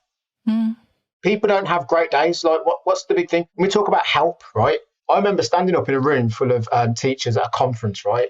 And I asked, who here finds it easy to ask for help? And then there was quite, it depends who you're asking for help and all that stuff. But just on a generalized basis, if you know you need help with something, do you find it easy to ask for help? And most people admitted that they don't. And here's the interesting part. We're teaching children to ask for help when they're struggling. But you are the very person teaching them to do that, and you don't ask for help yourself. Isn't that a little bit contradictory? Or a little bit hypocritical that in your core, you don't ask for help? Would you teach a child not to ask for help? No, you wouldn't. But at least be honest and say, listen, do you know this asking for help business, right? It's a bit tough. It can be tough. Why? Yeah. Absolutely, it can be tough. It can be fearful. When we had the answers pop up on the board, it was fear of judgment, fear of not getting the help because last time you asked for help, you were let down. So I understand all of that. But my question is, how do we develop actual human relationships with these children? So here's my phrase, and I got it from Carl Rogers, the guy who invented person-centered theory. Here's the phrase. This is what comes up, authenticity, right? Mm-hmm. If you be yourself with me, you are teaching me that it's okay for me to be okay with myself. And it's about sense, isn't it? So Carl Rogers' quotation is, if they sense a realness in me, then hopefully it will cause them to become more real with themselves. Because it's not about what we're saying or what we're doing, although they are important of what we say and do, of course. But we have to understand that the human psychology and persona goes far deeper than what words and actions do. That's why I come back to how we're being. You know yourself, Maisie, that you've been in rooms with people before. No one said a word, but you know there's a problem. Yeah. You know, the whole elephant in the room type of thing. Of course. You can walk into a room and know that something's not quite right.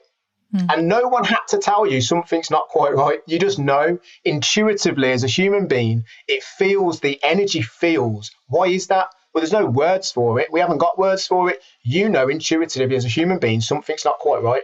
And you might have to have a conversation about it. But in that moment, you thought, okay, children are hypersensitive to that. Oh, they're so perceptive. Because adults have learned how to mask it. Yes. Children haven't learned how to mask it. That's why they'll tell the teacher to F off. Whereas, me and you, we wouldn't tell our bosses or our managers to F off. We might say, I'm not quite happy about something, but you wouldn't tell your managers to F off because you know the end result of that. Whereas a child would say, oh, F off, miss, type of thing. So I think it's important for us to understand that. And I guess just remember what is at the core of human relations. And as an adult, you are not superior to a child. Let me get this and I want people to understand this. Just because you are an adult doesn't mean you're superior to a child. It just means that actually you're a little bit more experienced doing this life stuff. And that means you've got a responsibility to teach them about this life stuff, right? But you're not above them, because when we're talking about human beings, then you're on that level. Is a child a human? Yes. Is an adult a human? Yes. So apart from age and ethnicity and status and education and community and all of that stuff, what is the difference between those two human beings? Are they both on this earth? Yes. Are they living? Yes. Are they breathing? Yes. Are they emotional? Yes. All of that stuff is yes. So you are equal to a child. The problem that we've got in society is that you've got adults that genuinely believe that they are above children. And that for me is a problem. I don't believe I'm above a child. So when I sit with them, I sit with them on a level. I understand they're a child, so I might need to talk in a certain way so they understand me. Am I above them as a human being? No, I'm not. 100% no, I'm not. And this is why we've got problems in schools. Again, I'm not trying to attack schools, but schools seems to be where a lot of children spend time and struggle with relationships, is because I've heard how teachers speak to children in front of other children, and it's shame. So I want to give you this quick example. The example is Dylan and Lacey arrived to school late, as we see children late all the time, right? So Dylan didn't have any dinner last night because mom didn't come back because she spent time out with her new boyfriend. Dylan's dad left when he was a child. He's got no siblings. It's just him and mom. Mom's now choosing the new boyfriend over Dylan. So Dylan feels abandoned. He feels isolated and he's by himself. But he doesn't want to talk to anybody about it. He wants to keep it to himself. He just about makes it to school. And the first thing that the teacher says on the gate is, Dylan, what time do you call this? Where's your alarm clock? This child is facing so much pain at home. So he turns it into an excuse and he says, sorry, sir, I missed my bus. Well, then you need to get up on time next time, don't you? Okay. Lacey was being sexually abused last night by her stepdad.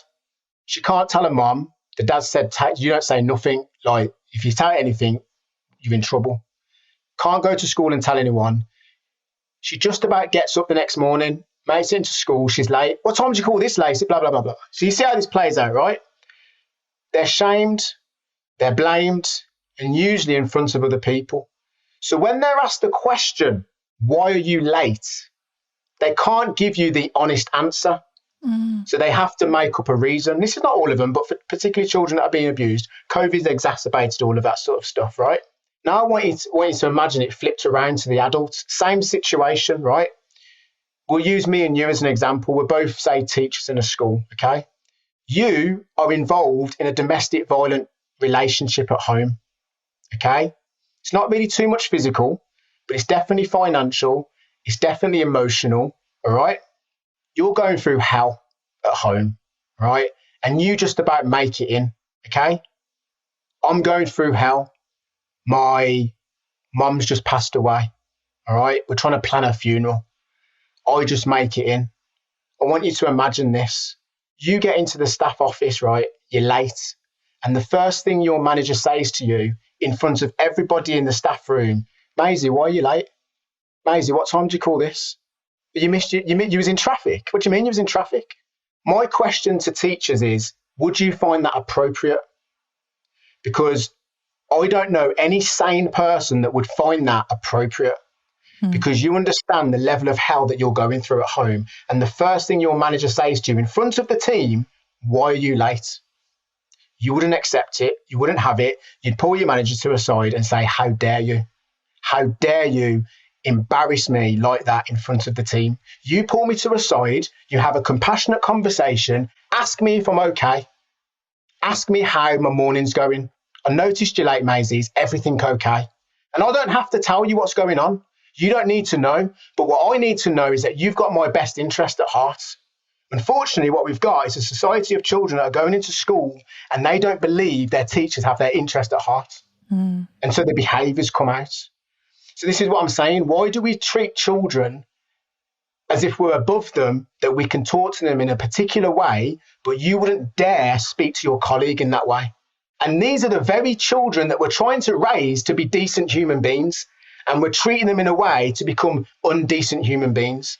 So then what you have is a generation of children growing up, not knowing how to behave, not knowing how are you expecting gratitude from 6-year-old Lacey? How are you expecting respect from 14-year-old Dylan when they've never been shown what it looks like? They don't know what that looks like. No one's shown them.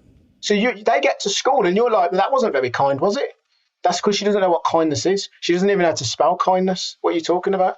Well, that wasn't very respectful, was it, Dylan? No one at home shows Dylan any respect. Dylan watches his mum and dad being disrespectful to each other. Where is his tutor or lesson in respect? Like, you wouldn't expect me to talk Mandarin if I've never been taught how to speak Mandarin. Like, it's true. I don't get it. But there we go. I'm well on my passion horse now. You've got me in the mood now, Maisie. In the mood. Yeah. Yeah. I mean, there's so many things that so many places that we could go and talk about and put the world to rights. I think that's what's so beautiful about podcasts, is this kind of, I think we talked about it already, but this ability to have intimate conversation and really get to the heart of things. And then for other people to be able to join that conversation by listening in and go, oh, actually, how does that sit with me? How do I feel about that? It's just such an amazing platform, I suppose. And I do want to put a disclaimer out there to any teachers and anybody who's in that education profession.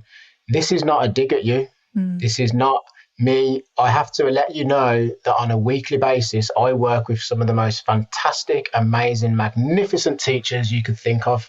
I do. I work in schools all the time. The reason why I'm so hot on this subject is because I'm spending most of my time in schools. I observe.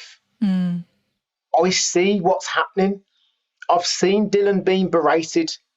in the corridor by the teacher. I told you about the cup story.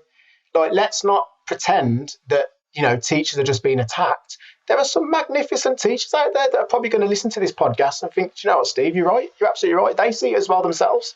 And then there's going to be other teachers that might listen to this podcast and think, well, actually, you're just giving teachers a hard time.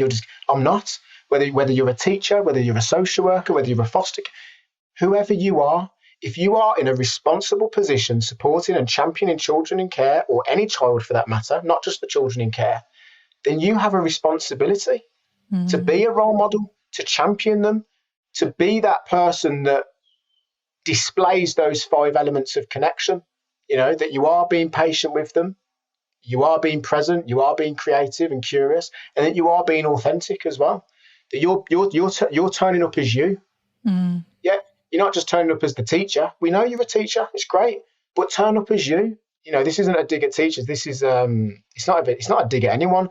I'm trying to let you know what I see, what I hear.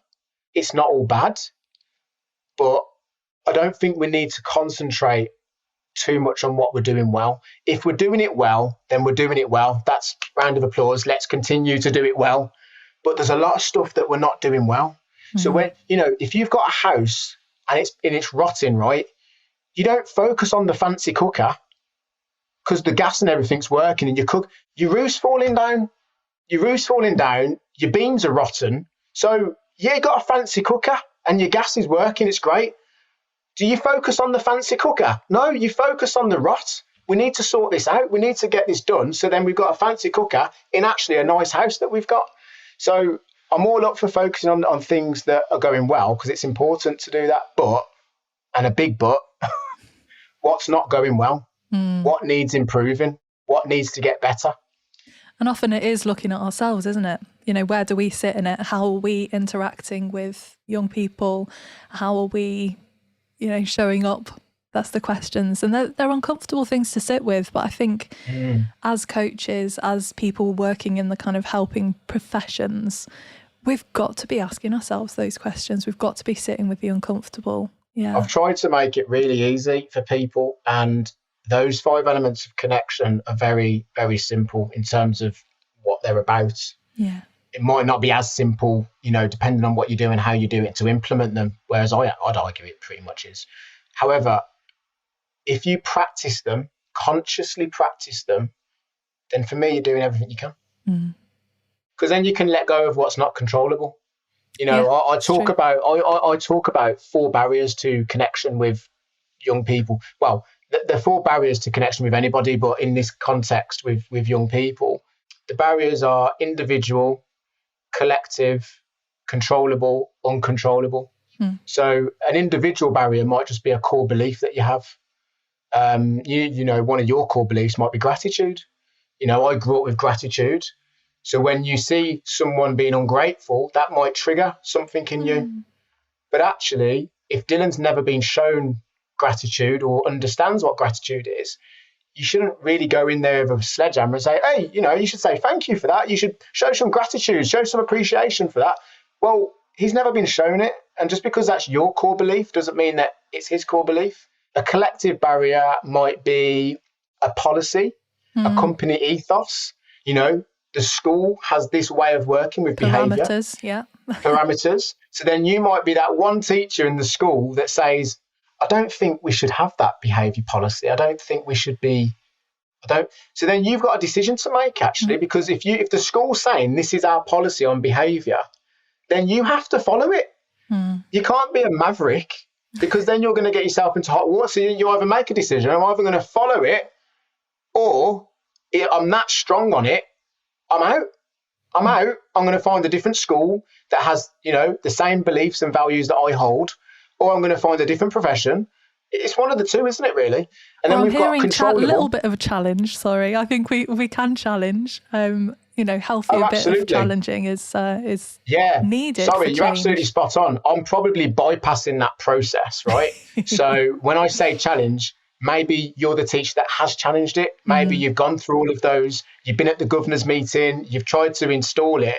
But because your voice is being drowned out by the populace of the school, This is the way we're going right. Okay. You want us to go left. We're not going left. This is what we're doing as a school. So yes, absolutely challenge it. But what I'm saying is what, when you get to the point when you've challenged and nothing's changing, then you still have to make a decision.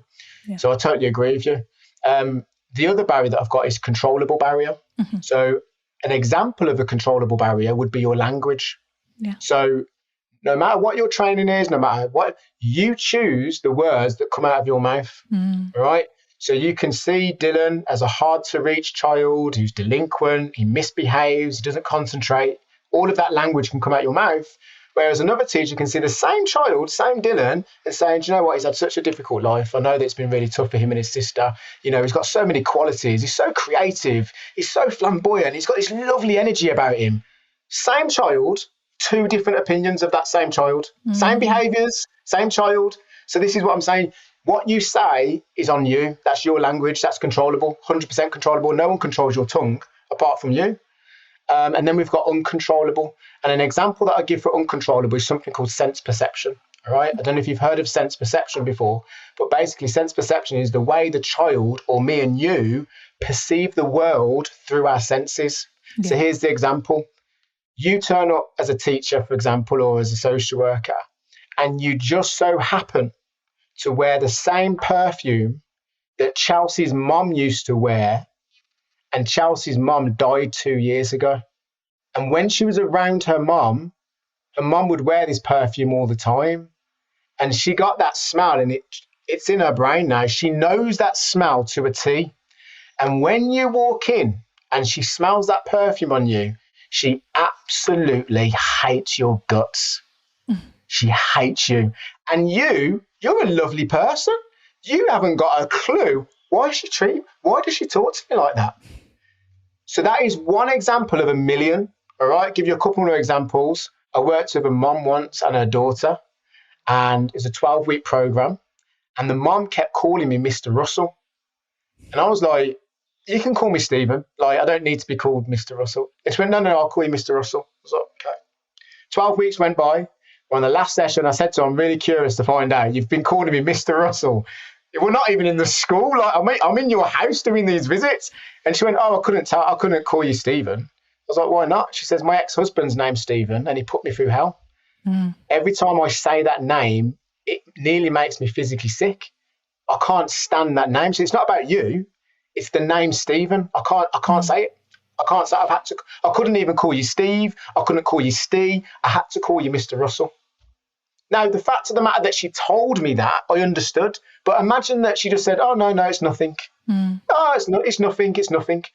Then I might have left that interaction thinking, that's a bit weird. Why can't you just call me Stephen? Do you know what I mean? So sense perception is just how we sense the world through smell, the things we see, the things we hear, the things we taste, there's certain things.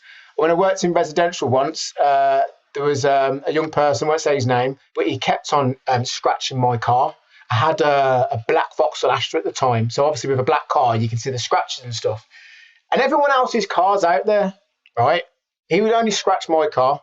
And we kind of had a decent relationship. Obviously, when he wasn't happy, he wasn't happy. But on the generalised basis, we was all right with each other. But I couldn't understand why he'd always do my car. It turns out that his uncle, who had a close relationship, died in the same model of car as mine. And we never had that conversation. I just found out through, I think it was his social worker, because I was like, he says, yeah, I'm pretty sure he had the same car as you. Yeah. So curiosity then, I'm hearing on all of those parts, it's, being curious and, why?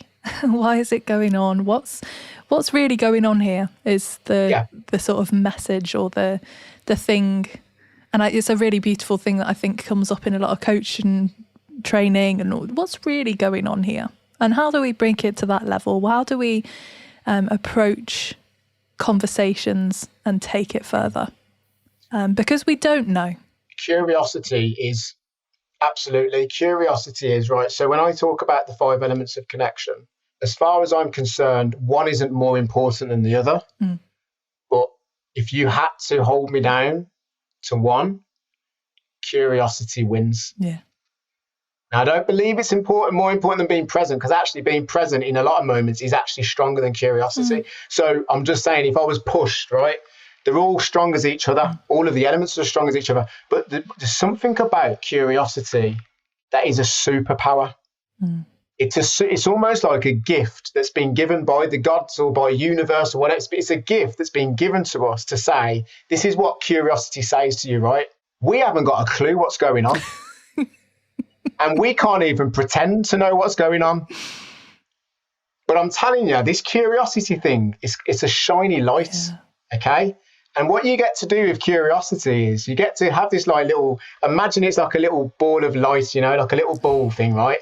And it says that you can just throw it out there into the darkness, right? And 9 times out of 10, you're going to be wrong, all right? It's just going to be trying to go fishing and there's no fish in the pond, right? But the question becomes, what if you're not wrong?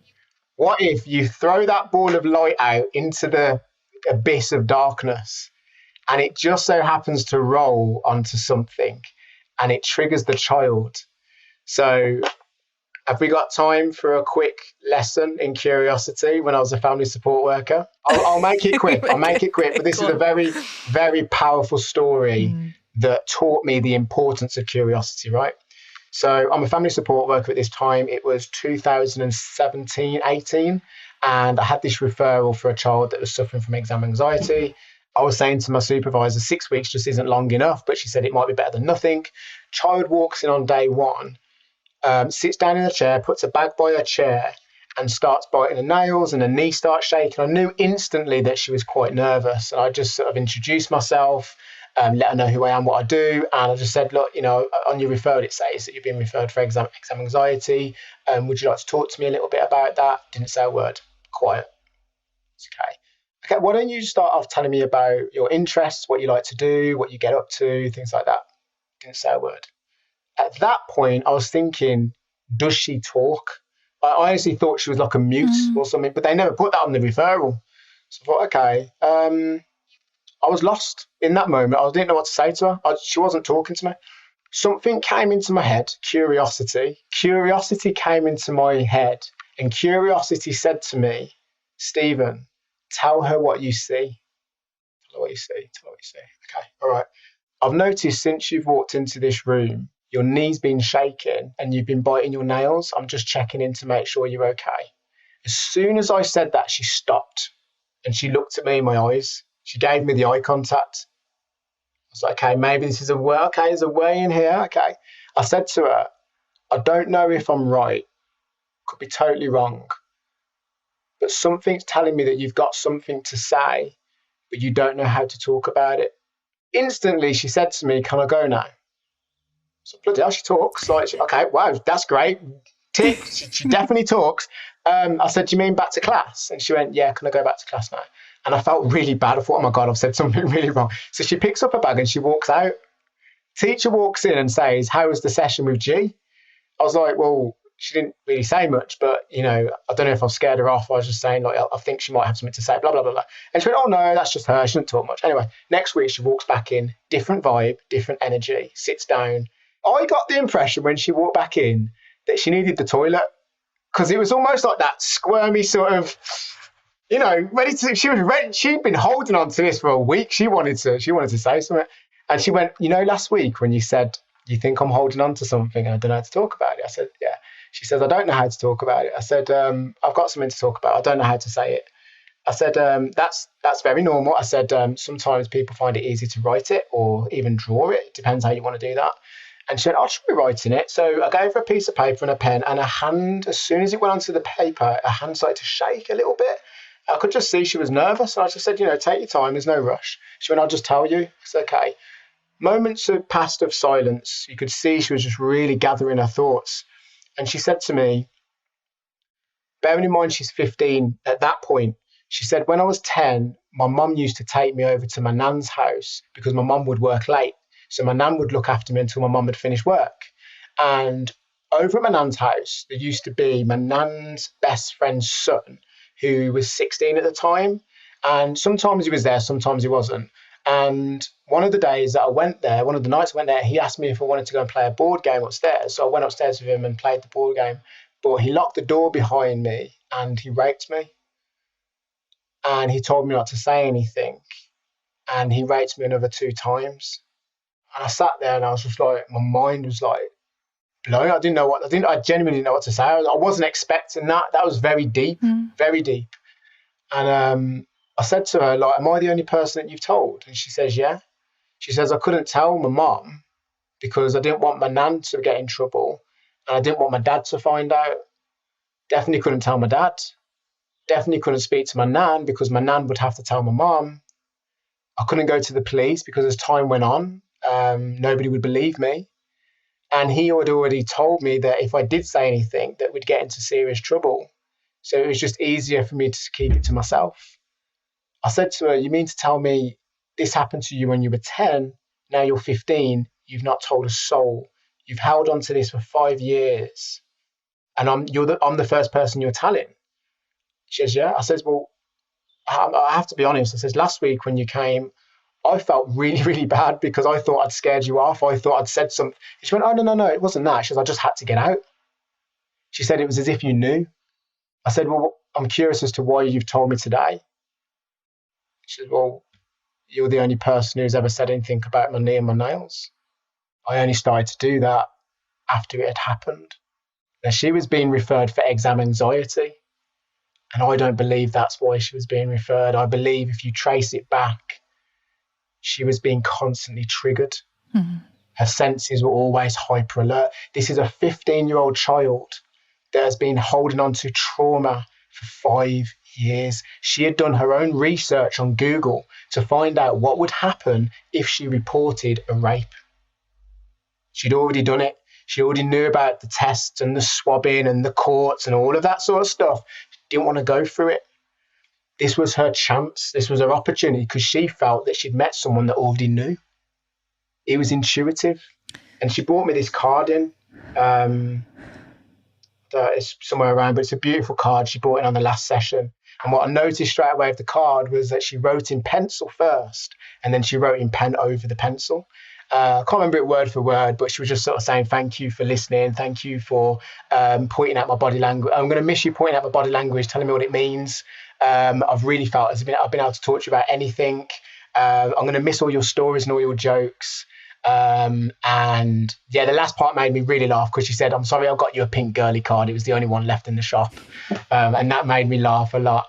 But the reason I've told you that story, and hopefully, if, Rob will edit some of these parts, I guess, I really want this story to be heard because the question, actually, what I learned about that experience was, what if I wasn't curious? What if I sat there and I just thought, this child doesn't want to talk? Because curiosity is linked to vulnerability. There is a vulnerability in me putting it out there to say, hey, I think you've got something to say, but I think you don't know how to talk about it. That's vulnerability. And then she gets up and walks out, you feel bad. But look what that's done. That has literally changed the course of her life. Because here's the scary thing that we understand about adolescence. How many children do we know that are growing up in abusive, neglectful, traumatizing environments? Nobody knows what's going on. No social workers involved, no school, nobody knows what's going on. Nobody will ever know what's going on. They hold on to that pain and then they get into a early 20 age or 30s and the pain becomes so unbearable that they start to contemplate suicide. And then how many of these children, young people do you find? We see it's growing now, isn't it? There's so many more young people that are taking their own lives. And on the surface, they look happy and vibrant. And the parents are stood there scratching their heads like, the thing is, you don't know what you don't know. So there's certain things that are happening to these young people. Did her parents know about that? No. And I'd imagine these are two loving parents, right? They haven't got a clue. Her nan didn't have a clue. School didn't have a clue. Police didn't have a clue. She is just a representative of thousands and thousands of children, particularly post-COVID, because we know the facts are out there from the NSPCC that through COVID, multiple amounts of children were being confined with their abusers. They were being isolated with their abusers. So what school does actually, forget education, school is actually a breathing block. It's actually 6 hours away from sexual abuse. It's 6 hours away from, I don't get fed at home. It's 6 hours away from physical violence, listening to physical violence. So half of the time, a lot of the reason these children turn up to school is because even though they feel like failures, they know that it's a break. The parents have got it twisted. The parents think that they're having a break from their kids when the kids go to school. Actually, you probably find it's the other way around. The kids often go to school, not for an education, but to have a break from home. Yeah.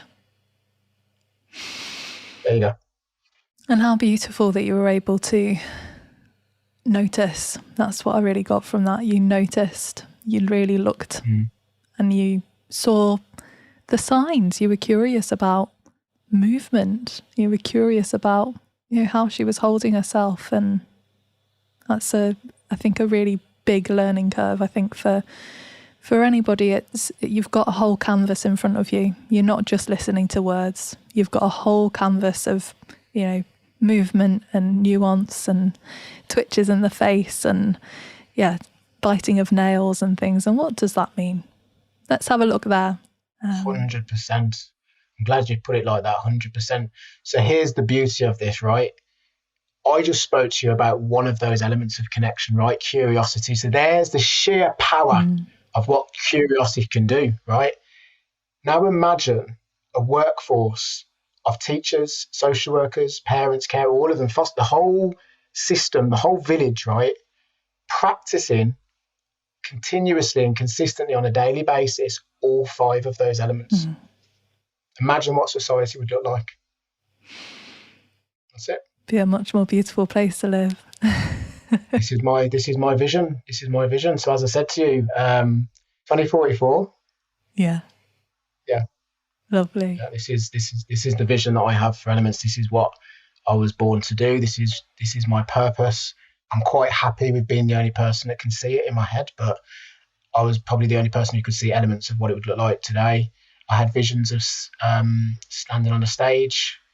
So in 2019, the very first time that I was asked to go into a primary school, it was Wild Green Primary School in Birmingham.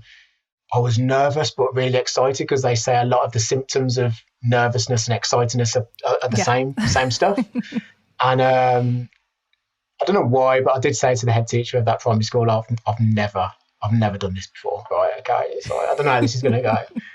I stood up in front of 400 primary school children and I looked out for that first moment of this sea of children in this hall, or from reception all the way, the year 6s at the back.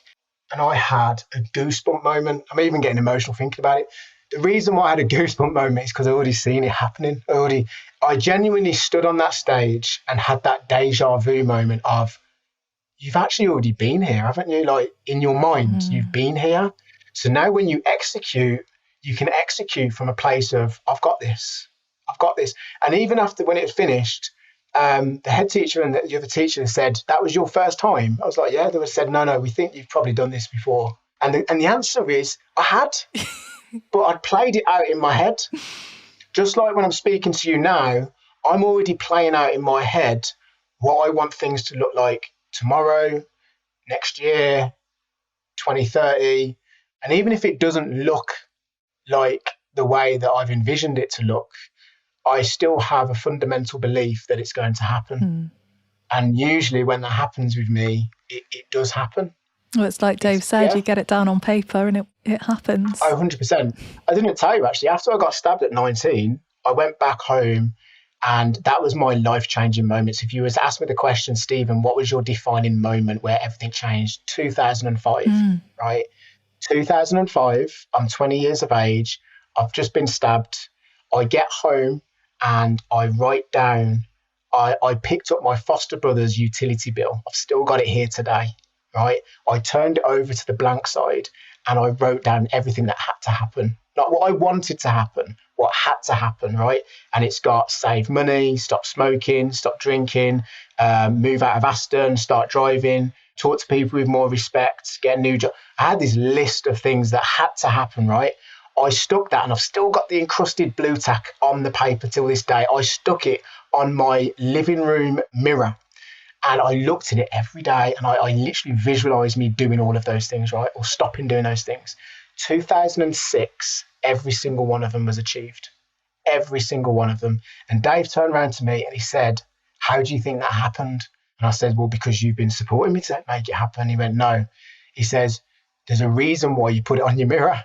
Because when you got up, you were looking at your reflection, looking at what had to happen. And for the first time in your life, you was accountable to Stephen.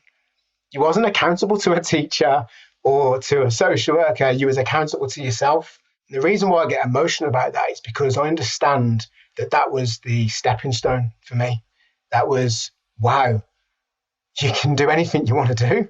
Like, literally, the only person that stops you, Stephen, is Stephen.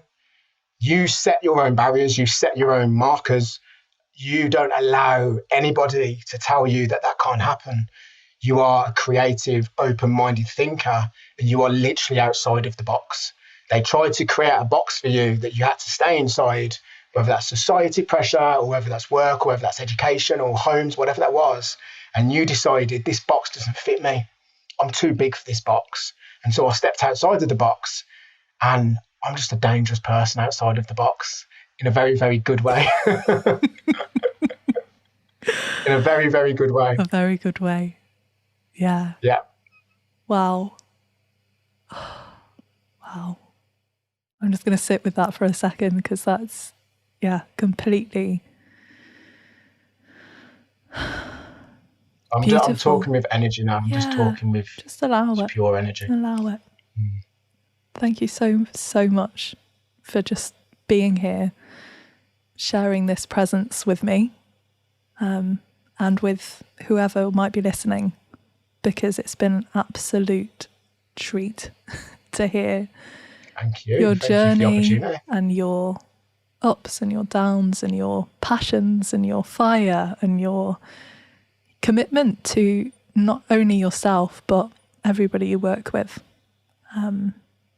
Has been, fabulous to have you on. And for all the superstitious people out there, I'm not the superstitious type really. I'm not into all that gooey stuff. But very quickly, when I asked Dave on the podcast why he stuck with me, why he kept on going, you can watch this on YouTube and you see him, he pauses for a moment, all right? And then you see the tear. And he says when he was a child, his mum and dad were foster carers. And they looked after this lad. So Dave would have been about 17, I think, at the time. They looked after a lad called John. And him and John got on really well. He said his mum and dad did all like the emotional stuff and looking after him, but Dave did the social stuff. So Dave would go out with him in the community and all this sort of stuff.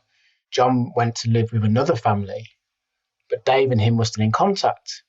And John came back to Dave saying, they're blaming me, that they've said I've done something, but I haven't done it. They're saying that I've sexually abused their daughter or something like that, but I haven't done it. And Dave could see the pain and the shock in his face. A couple of weeks later, Dave finds out that John had found a car and turned the gases from the exhaust into the car, locked the windows, and killed himself. Dave said that left a heavy mark on him. It left, because he said he can still see John's face telling him they're blaming him for something. He hasn't done it. I haven't done it. And he took his life. So Dave said when he seen me on the high street and he looked in my face, he didn't relate me as John, but he could see John. And what I failed to mention to you is when I was a child, my invisible friend was John. So it's a bit of a weird one, because again, I'm not superstitious, I'm not gooey like that, but it was at a time when, so I was born in 85, so that would have been around the sort of same time that this John had passed away. I don't know. All I can tell you is that I was speaking to an entity called John that was very warm and very caring. And it was my best friend because I didn't have siblings in the care system. I didn't have no one to talk to. So I concocted this imagination of this friend called John. So when Dave told me that, I was like, wow, my God, that's pretty deep, you know? So yeah, I'm also a fire sign as well. So again, I'm not really into zodiacs, but I'm a Leo, so I'm a fire sign. And I'm also looking into numerology. So my life path is 6. You basically add up your date of birth and you get a number eventually. But mine's 6. And my new address that I live at now is, which is really weird. Like, it's really, really weird. All right. So I live at number 30 and my room number is 6. So my date of birth is the 30th of July and my life path is 6. So there's a lot of things that I don't know if it's all just gooey stuff, but there's some things that happen in your life that you just can't explain, but you just have to appreciate that it's either happened or it's happening. Yeah. It's relinquishing control and allowing it, isn't it? Yeah. They guide us. Something guides us along the way. Oh, 100%. Yeah. And I know that's not for the gooey people of, that's just a load of mumble jumble, airy fairy stuff, which I totally get. I totally get all that. I'm kind of with you a little bit on that, but it's still interesting. It's just still quite interesting.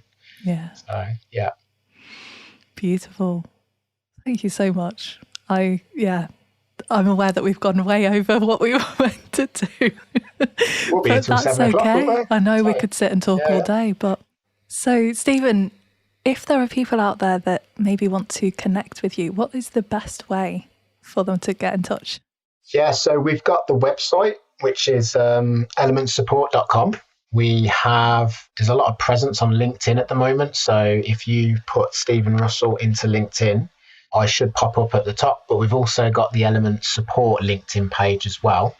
We do have a YouTube channel. So again, if you just put in Element Support into YouTube, and we have Instagram as well. So Instagram's under Stephen Russell 293. So those are all the platforms that you can get in touch with us: Instagram, YouTube, LinkedIn, and we have the website as well. That's wonderful. Amazing. Thank you so much. Thank you for listening to another podcast by the Association for Coaching. For over 20 years, our purpose has been to inspire and champion coaching excellence, advance the coaching profession, and make a sustainable difference to individuals, organisations, and society. To find out more about the Association for Coaching and our member benefits, follow us on LinkedIn or visit our webpage at associationforcoaching.com. Explore our new digital learning hub and enjoy our extensive library of on-demand webinars, signature programs, member benefits, interviews, podcasts, and a portfolio of live events to help you develop and increase your coaching expertise.